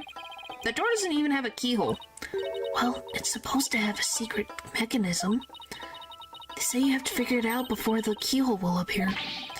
A secret mechanism? Really? Uh-huh. It's hidden in the Fox Chamber. But only Alderman QB knew what it was and how it worked. The Alderman of Ninetails Vale sure loved his secrets. Apollo, let's go see if we can find that secret mechanism. Whoa, slow down. There's something else I need to ask about. Jinxie, is there only one key to the Forbidden Chamber? Uh-huh. Even the mayor... Oh, uh-huh. Even the mayor's master key won't open it.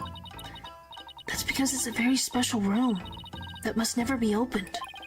Guess that means nobody entered the Forbidden Chamber after the murder. That's our assumption. After all, we know Mayor Tenma took the key from the killer and swallowed it, so... So the mayor's efforts to keep the killer out of the Forbidden Chamber were not in vain.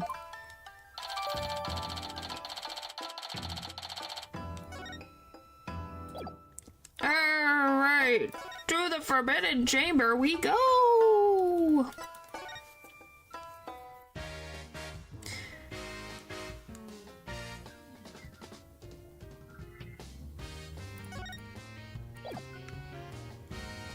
Why can't I examine?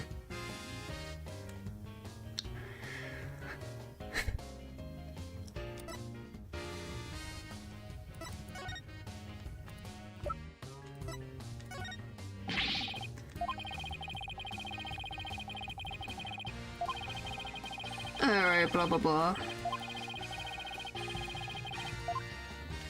Well, I wanted to go to the frickin'... Whatever. I guess we gotta go talk to Florence the Bell.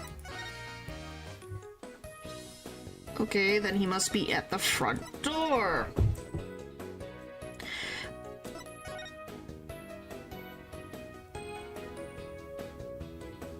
What?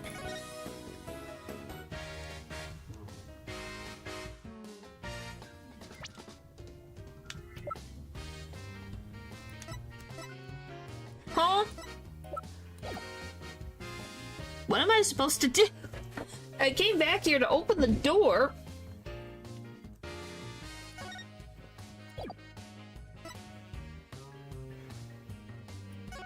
I guess I can't open it yet.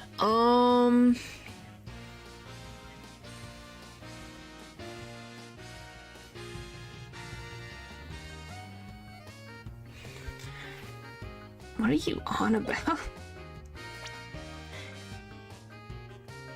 Okay, let's just go up here. Nobody entered the forbidden chamber after the murder. All we know that Mayor Tenma took the key from the killer and swallowed it. So the mayor's swallowing. Blah blah blah. You want to panic? I don't know. Is there anything else I want to ask Jinxie?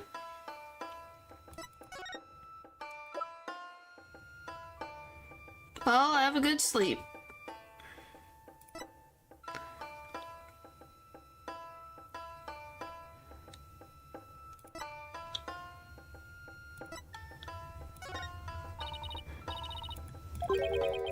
Okay, so she's not gonna react to it. Well, he's a dragon, so, you know.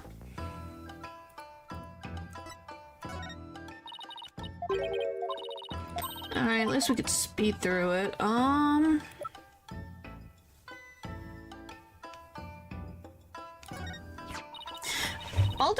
Okay, there we go. Alderman QB made that statue. It's a token of goodwill. I think it was meant to be for Ninetails Vale and Tenma Town. A token of goodwill, but the two yokais are fighting. Fighting? Oh, I see what you mean. The cup portion is missing. This statue originally depicted the two yokai holding up a cup in celebration. Huh.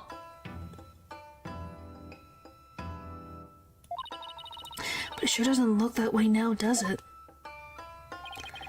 Maybe it broke when it was used to hit Mayor Tenma on the head. That would explain it. I guess the only two people who knew what it really looked like were the alderman and I.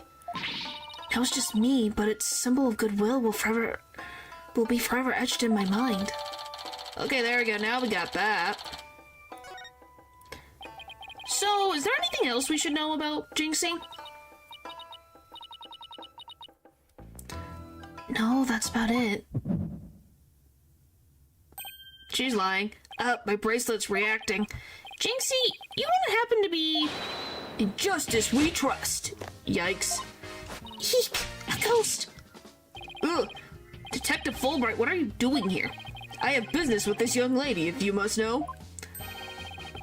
Prosecutor Blackwell has asked me to question her. Question me? Sorry, not interested. Are you here to ask about the whole yokai affair? That's right, specifically want to ask. But I can't tell you that now, can I?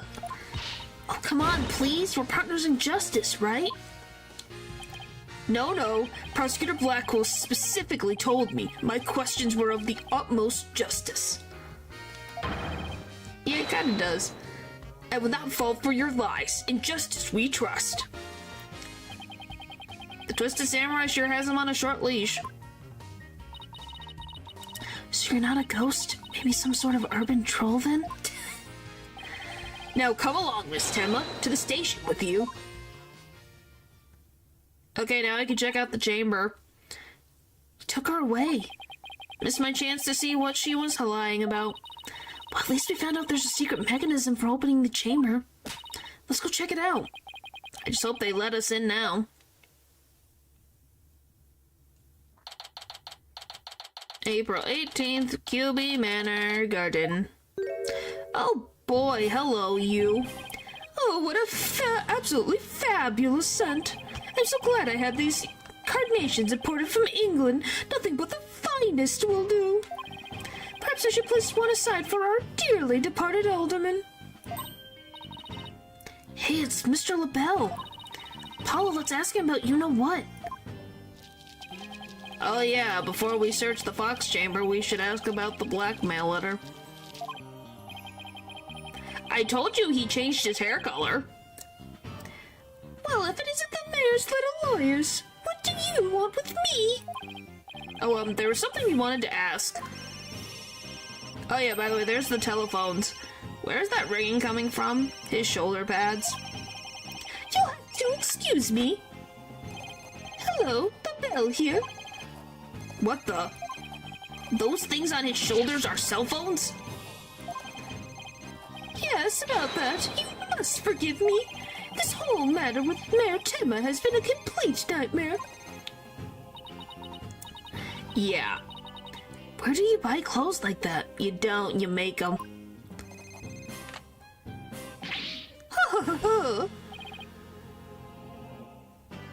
No, you don't.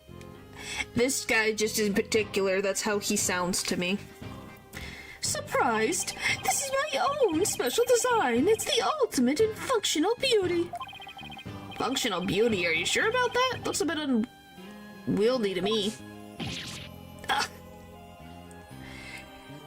You have not, to my knowledge, made me think that you act this way. It's just how he acts. You know, just because he's allegedly might be French doesn't mean anything. Because, hey, humans and living beings are more complicated than just, oh, you are of this ethnicity, this is what you are. That's not true. It's very, very, very distinct. You simply don't have an eye for beauty. I don't think you do either. Which, by the way, what do you guys think now? Do you think his blue hair is better or his yellow hair? If having an eye for beauty means looking like this guy, I'd rather be blind. So what do you want with me? A restraining order.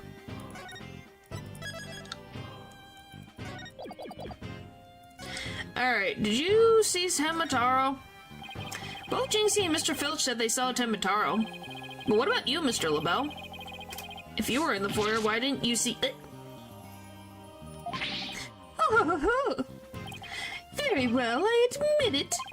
That's right, I, Florence the Belle, saw the demon Temataro. So he did see something. Blue is better than pink. Did he? I don't think he had pink on. He just had blonde last time I checked. He had blonde. I think the blonde looks better than the blue. Because at least it matches the head. I said the headphones. The phones and the flower.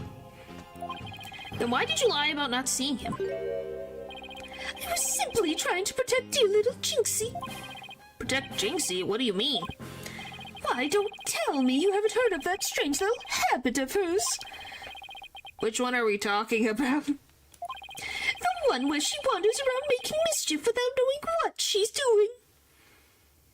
Yeah, the shoulder phones. Yeah. I almost called them headphones. Yeah, the shoulder phones. These are phones. Rumor has it she's possessed by Temataro. That's new. That one's news to me. Well, there you have it. Anytime you hear about Temataro sighting, little Jinxie should be your prime suspect. Tell us more about that rumor. Rumor about Jinxie. So, what was that rumor about Jinxie? They say she's possessed. Not all the time, of course.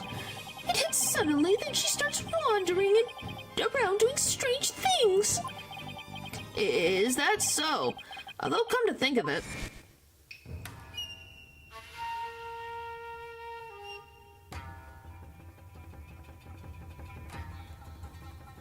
it's okay. That certainly would explain how she was acting earlier. Blue is... So you think the blue's better than the blonde? Okay. Just was curious. When she even put it on Temataro costume and wandered the woods at night. She did?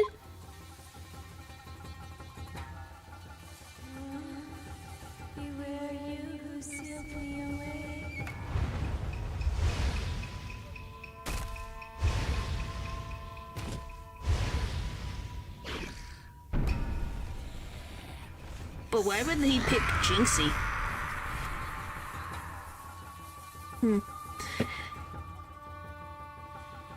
Hey, to be honest, if he's Temataro, why is he wandering... If she's possessed by Temataro, why is he wandering the woods at night?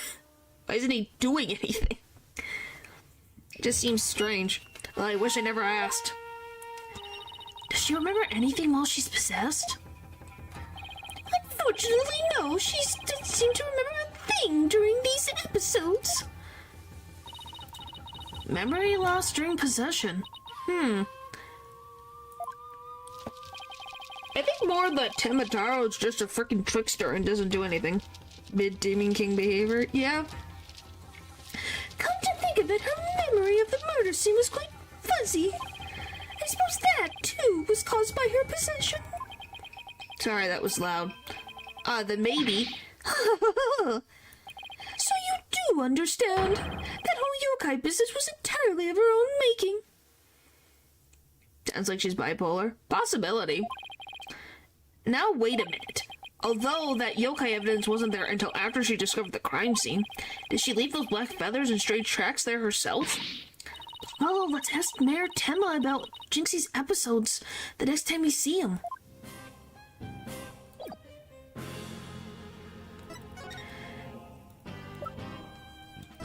Okay, tell me about the blackmail letter. What is that? It's the blackmail letter, but it wasn't sent to Alderman Kyubi. It was sent to Mayor Tenma. And? Your point being? Someone took the letter from the mayor's briefcase and then placed it in the alderman's pocket after he was murdered. Oh, you don't say. Well, we have to finish talking to him. You wouldn't happen to be the one who made the switch, would you? After all, you're the only one who knew that the blackmail letter was in his briefcase. So naturally you... Perhaps the shot of cologne will make those scales fall from your eyes. Or my eyes fall from their sockets. Is it possible that you would like to frame me as a potential suspect? What would make you raise such an outrageous allegation in the first place? Well... My only crime is being born as beautiful as you see here. In other words, you have nothing. Now, let me show you what to do with this garbage. You can't destroy evidence like that. What do you mean I can't? I just did. Feel a little lighter now. You've just won a one-way trip to the top of my most annoying people ever list, buddy. Are we done with your silly questions now? I'm a very busy man, you know. I guess that's it for now. Hello, LaBelle speaking. Really? You wish to carry my new product at your store? Oh, but I'm afraid it's my own private brand. It's not available to the public. What? Then I shouldn't advertise it on TV. But I don't understand. As the embodiment of beauty, it's my duty to announce my good looks to the world.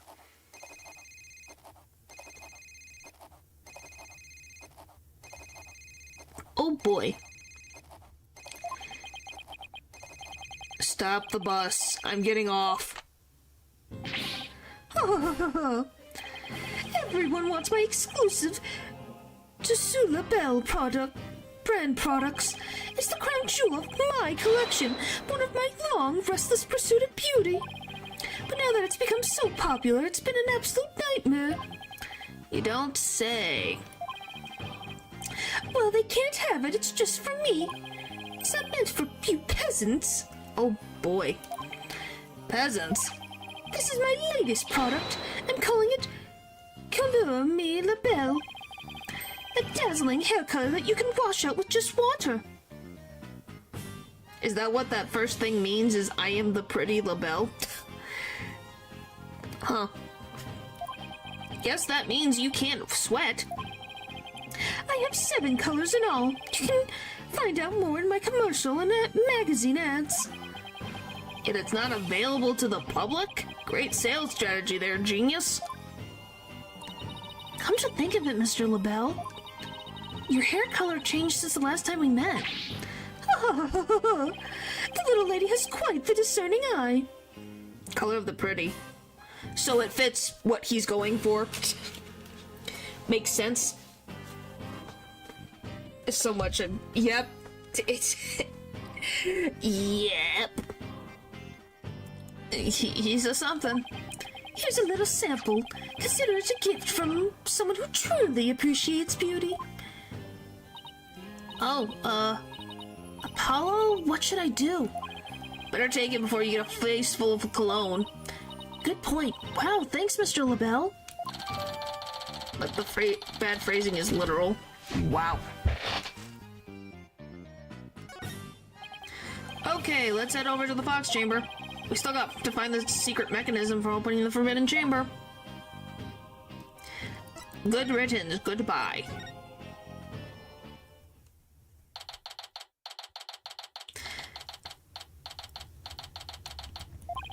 Okay, let's find that secret mechanism for the Forbidden Chamber. Oh, this is so exciting. I can't wait to see how it works. But do you really think the killer entered the Forbidden Chamber? We'll just have to open it to find out. We should also see if there's anywhere the killer could have hidden in this room. Okay, let's get started. I have no idea. Operate, Apollo, operate. I am so sorry to whatever language that was. I apologize.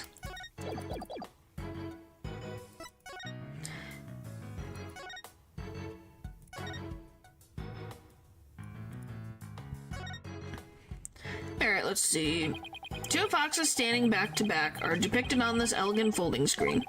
Could this have something to do with the keyhole? Wait a minute. Two foxes? There are two foxes statues in the front of the Forbidden Chamber as well. Maybe the keyhole will appear if we do something to this folding screen. But I don't see anything unusual about it. Well, it does have two foxes on it, and there are two fox statues in front of the door. Then maybe there's a clue somewhere in this room. Let's turn this whole place upside down. She's excited as a kid in a candy store.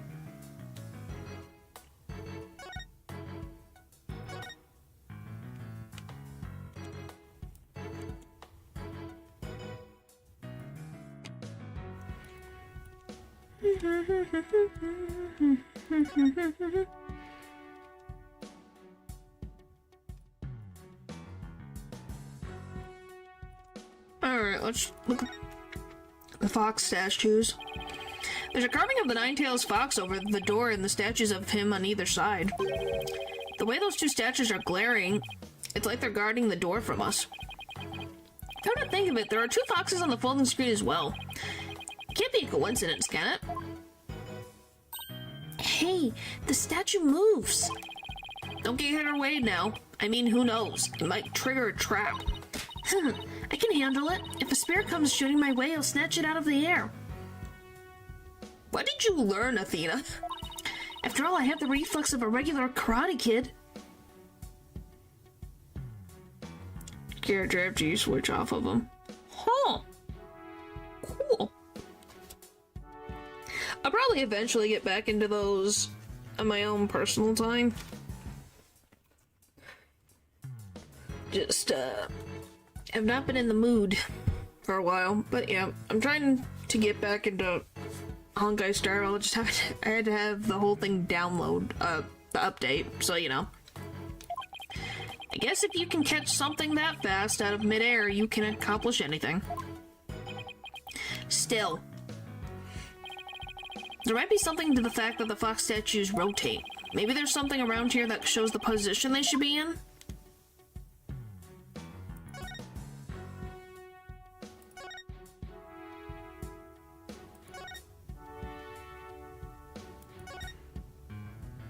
No, on my own personal time, not on stream. I'm talking about my own personal time.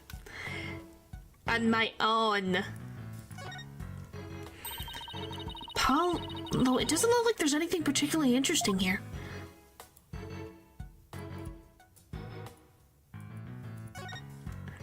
Let's see. This statue originally depicted the two yokais holding up a cup in a gesture of goodwill. Maybe Alderman Kiwi was planning on smoothing things over with Mayor Tenma. But he was murdered instead. By somebody who intervened. The mayor was the only one pursuing the nuptial merger because he had been blackmailed. Who knows? If this murder hadn't occurred, maybe they could have come up with a solution.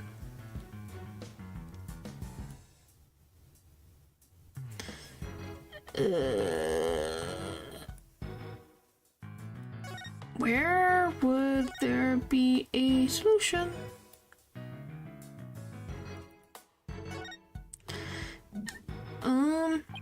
Still no keyhole, huh?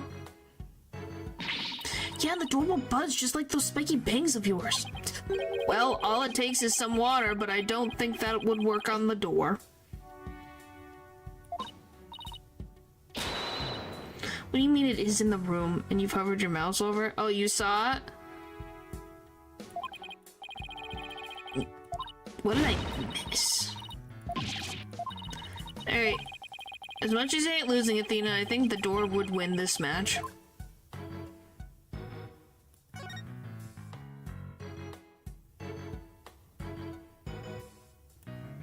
I don't think you're talking about this.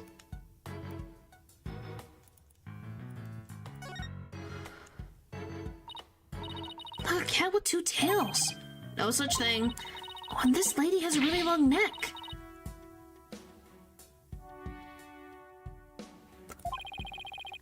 Could ever exist, she'd have a tough time swallowing. Paulo, I bet you were one of those kids who didn't believe in Santa Claus. What's that got to do with anything? That means you're not fun, Apollo.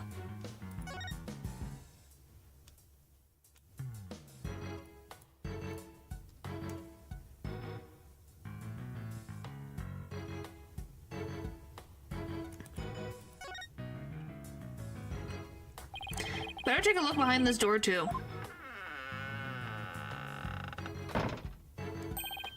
Oh, look, the doorknob banged to the wall. Made a big dent, too. That wouldn't have happened if the killer had been hiding there. Right, I guess that rules out the old behind-the-door trick.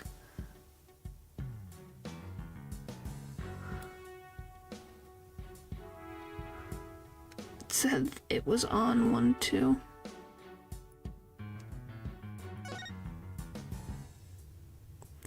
It was on 1, 2.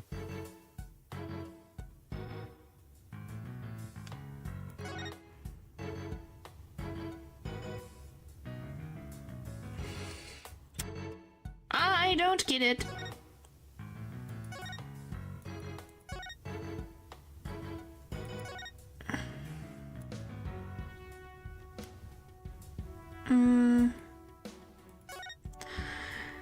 Alright.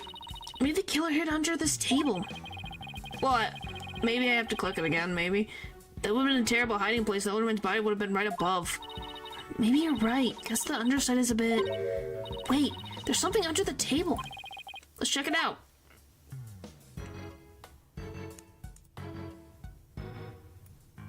Oh, it's the cup. Hey, look, there's something down here. Looks like a piece of something. Only question is, a piece of what? Oh, I know. It might be a piece of the statue. Remember what Jinxie said? The statue originally depicted two yokai holding a cup. It's a symbol of goodwill. So this piece broke off and rolled under the table? Woo! We found it!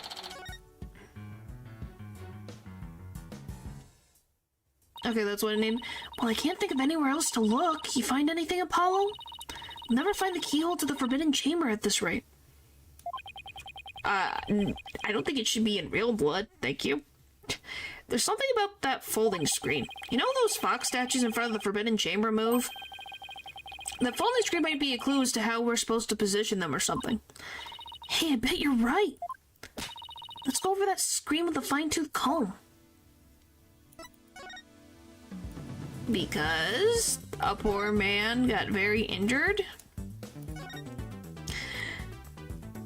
Alright, on closer inspection, I think there's more to this screen than meets the eye.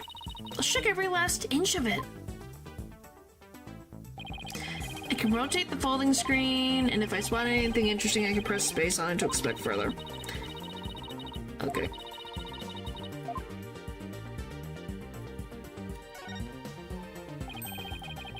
The picture here has been cut off on both ends.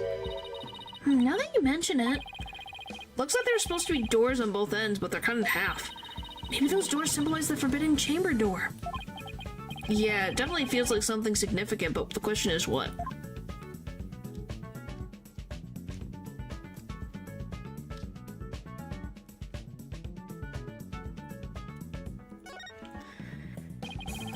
picture of a key. That shape looks awfully familiar. Oh, I know. It's the shape like the Forbidden Chamber's key. We're definitely getting warmer. Okay, let's take even a closer look.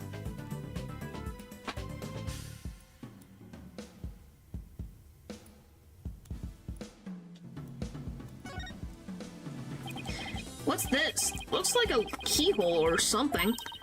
You think it could be the keyhole to the Forbidden Chamber? Wait, what about the key drawn on the end of the screen? You think the two are related? A key and a keyhole? Oh, I just got an idea.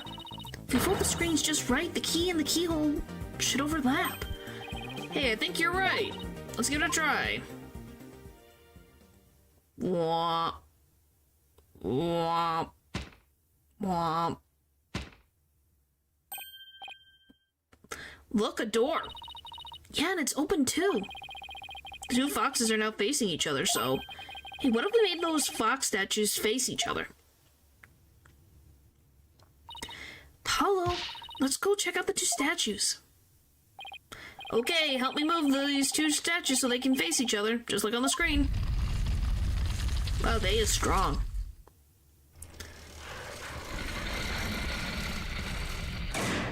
Wow. Look! A lock appeared. Now we can use that key. Okay, here goes nothing.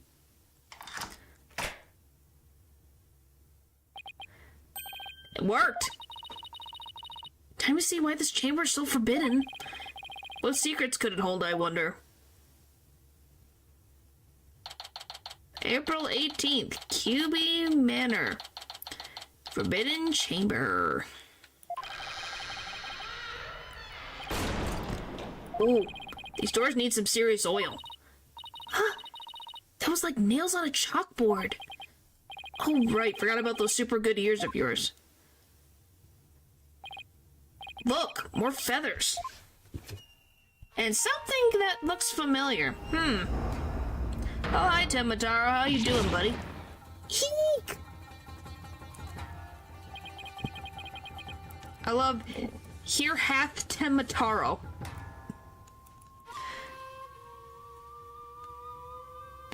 Here hath Temataro been imprisoned. Yeah, it does look cool. What the heck is that?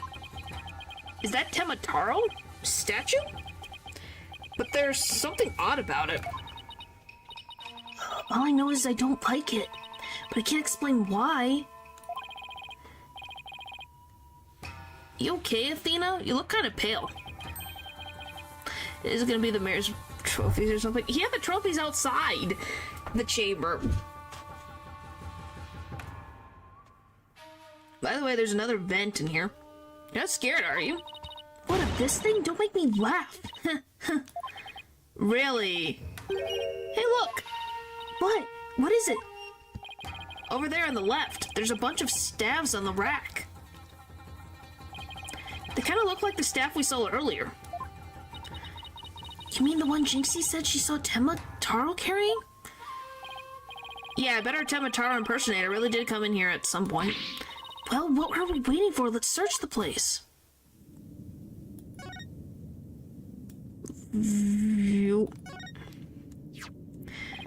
What's this?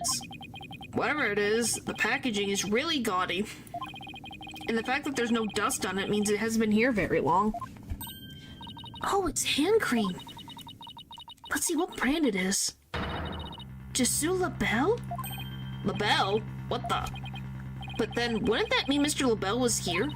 I guess so, but why? Well, whoever was dressed up like Temataro must have taken a staff from here in the Forbidden Chamber. And that same person probably dropped this hand cream at that time. In other words, the Temataro impersonator we're looking for is none other than... Florence LaBelle. Dun dun dun! This might be a big break for us in court tomorrow. All we have to do is get the truth out of Mayor Tenma.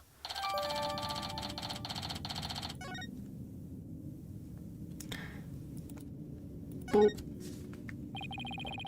Hey, there's a bunch of staffs here, and it looks like one's missing. The Temataro Jinxie saw must have taken it. I'd have to agree, these look like the one Detective Fulbright showed us. Why do you think there are so many here? Maybe they're spares. Temataro might be, absent-minded or something. But the fact that he has spare staves handy, well, shows that he's aware of his faults and is trying to deal with them. Or at least that's my take on it. Maybe this will remind her to deal with her own faults, but I won't hold my breath. What's this? Looks like an old scroll, and there's something drawn on it. Unless I'm mistaken, it looks like an old guy. Some sort of monk, maybe? A monk? What are you talking about? Was Temataro human? People that take walks in the mountains as a form of spiritual training? Wouldn't that just be a hiker? The guy in this picture doesn't look like he's doing this for fun, Athena. Oh look, there's some yellow thing strapped to his back.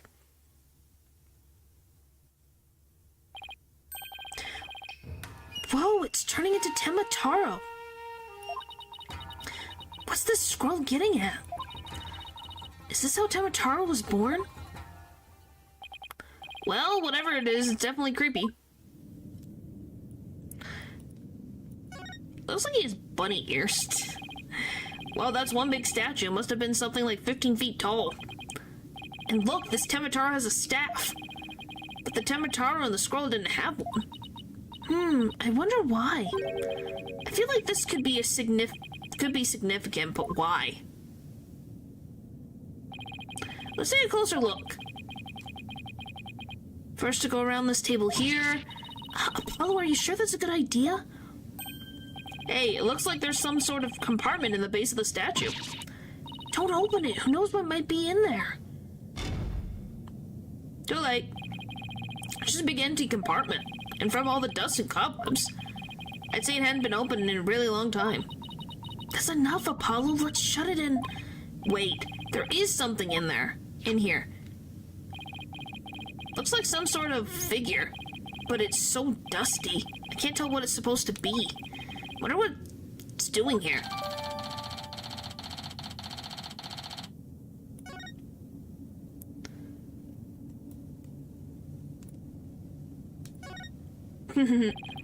Looks like a gravestone or something. It reads, "Here lies Temataro, age 80. Cause of death, choked on a chicken bone." Yeah, kind of is, ain't it? Can't say it ain't so. Besides, that sounds more like an autopsy report than an epitaph, if you ask me. Wait, you're joking around because you're scared. It's your coping mechanism. I'm not scared. Freak out Central, right here. Cut it out, widget. Denial is strong in this one. Oh, look, there's an air vent here, too. Guess even forbidden chambers need proper ventilation. But I don't think anyone could reach this one either. Yeah, there's nothing to stand on around here. Wonder where this vent leads. Well, the Fox Chamber vent doesn't branch out this way, so maybe it doesn't have anything to do with this case after all. Guess that's about wraps it up. I told you he does look like a bunny. What now? We should probably talk to some of the witnesses again.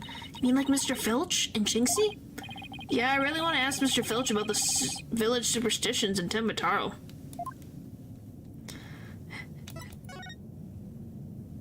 Why? Because he looks like a freaking thing? I have no idea. That is a good question. It's the curse of Temataro! Eek! You outsiders are ignoring them superstitions! And at our peril, mind your own business, will you? Ach! He took my bracelet and took Athena's bracelet. Youch, what's all this about a curse? Temataro's gonna curse us all unless you stop sticking your nose where it doesn't belong. Stop investigating, listen to what superstitions say. Right, how about obeying the law before you obeying the superstitions? Huh? Hey, what are you doing with Widget around your neck? He's mine!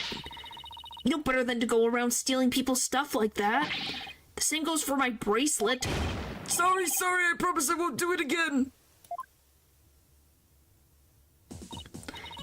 He almost kidnapped my sweet little widget. The big jerk. I'm sorry.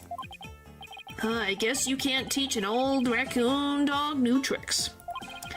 As long as we have him here, I guess we should ask him about what happened. Oh, Nelly.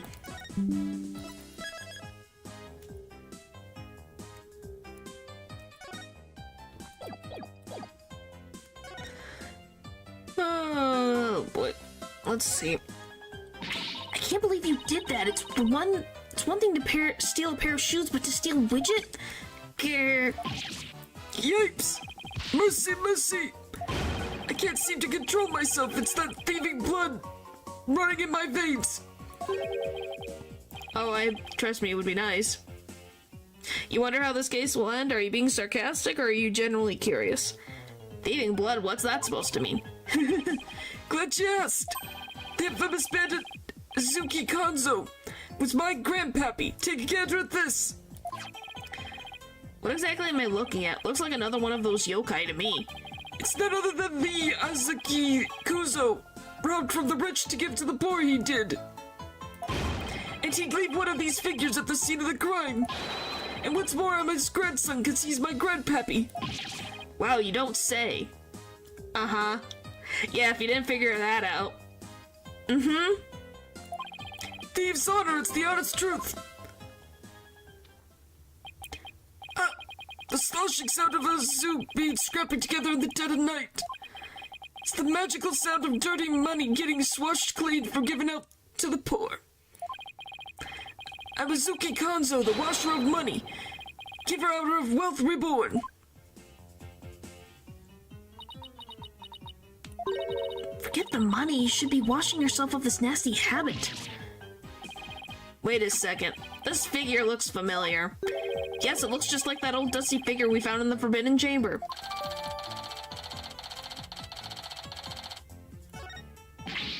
Hey!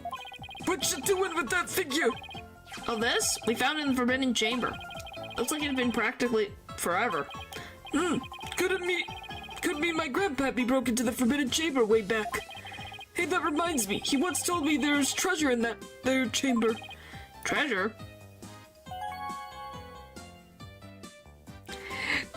So yeah. Can you take a guess what, Phineas Filch's, grandpappy did? What he frickin' did back in the day? He frickin', stole the treasure. So yeah. Apparently, being competent did not go through the gene pool. Because that thing's been there forever, so his grandfather is pretty freaking good at being a thief. Did it just, like, get bad the worse it went down? The generations? Holy tamales. Alright. Stole the golden stone from the chamber, then decided to hide it inside the ventilation thingy? Maybe. Possibility. Or somewhere in the manor. Stole an stone that presumably contained the essence of a demon. Yep.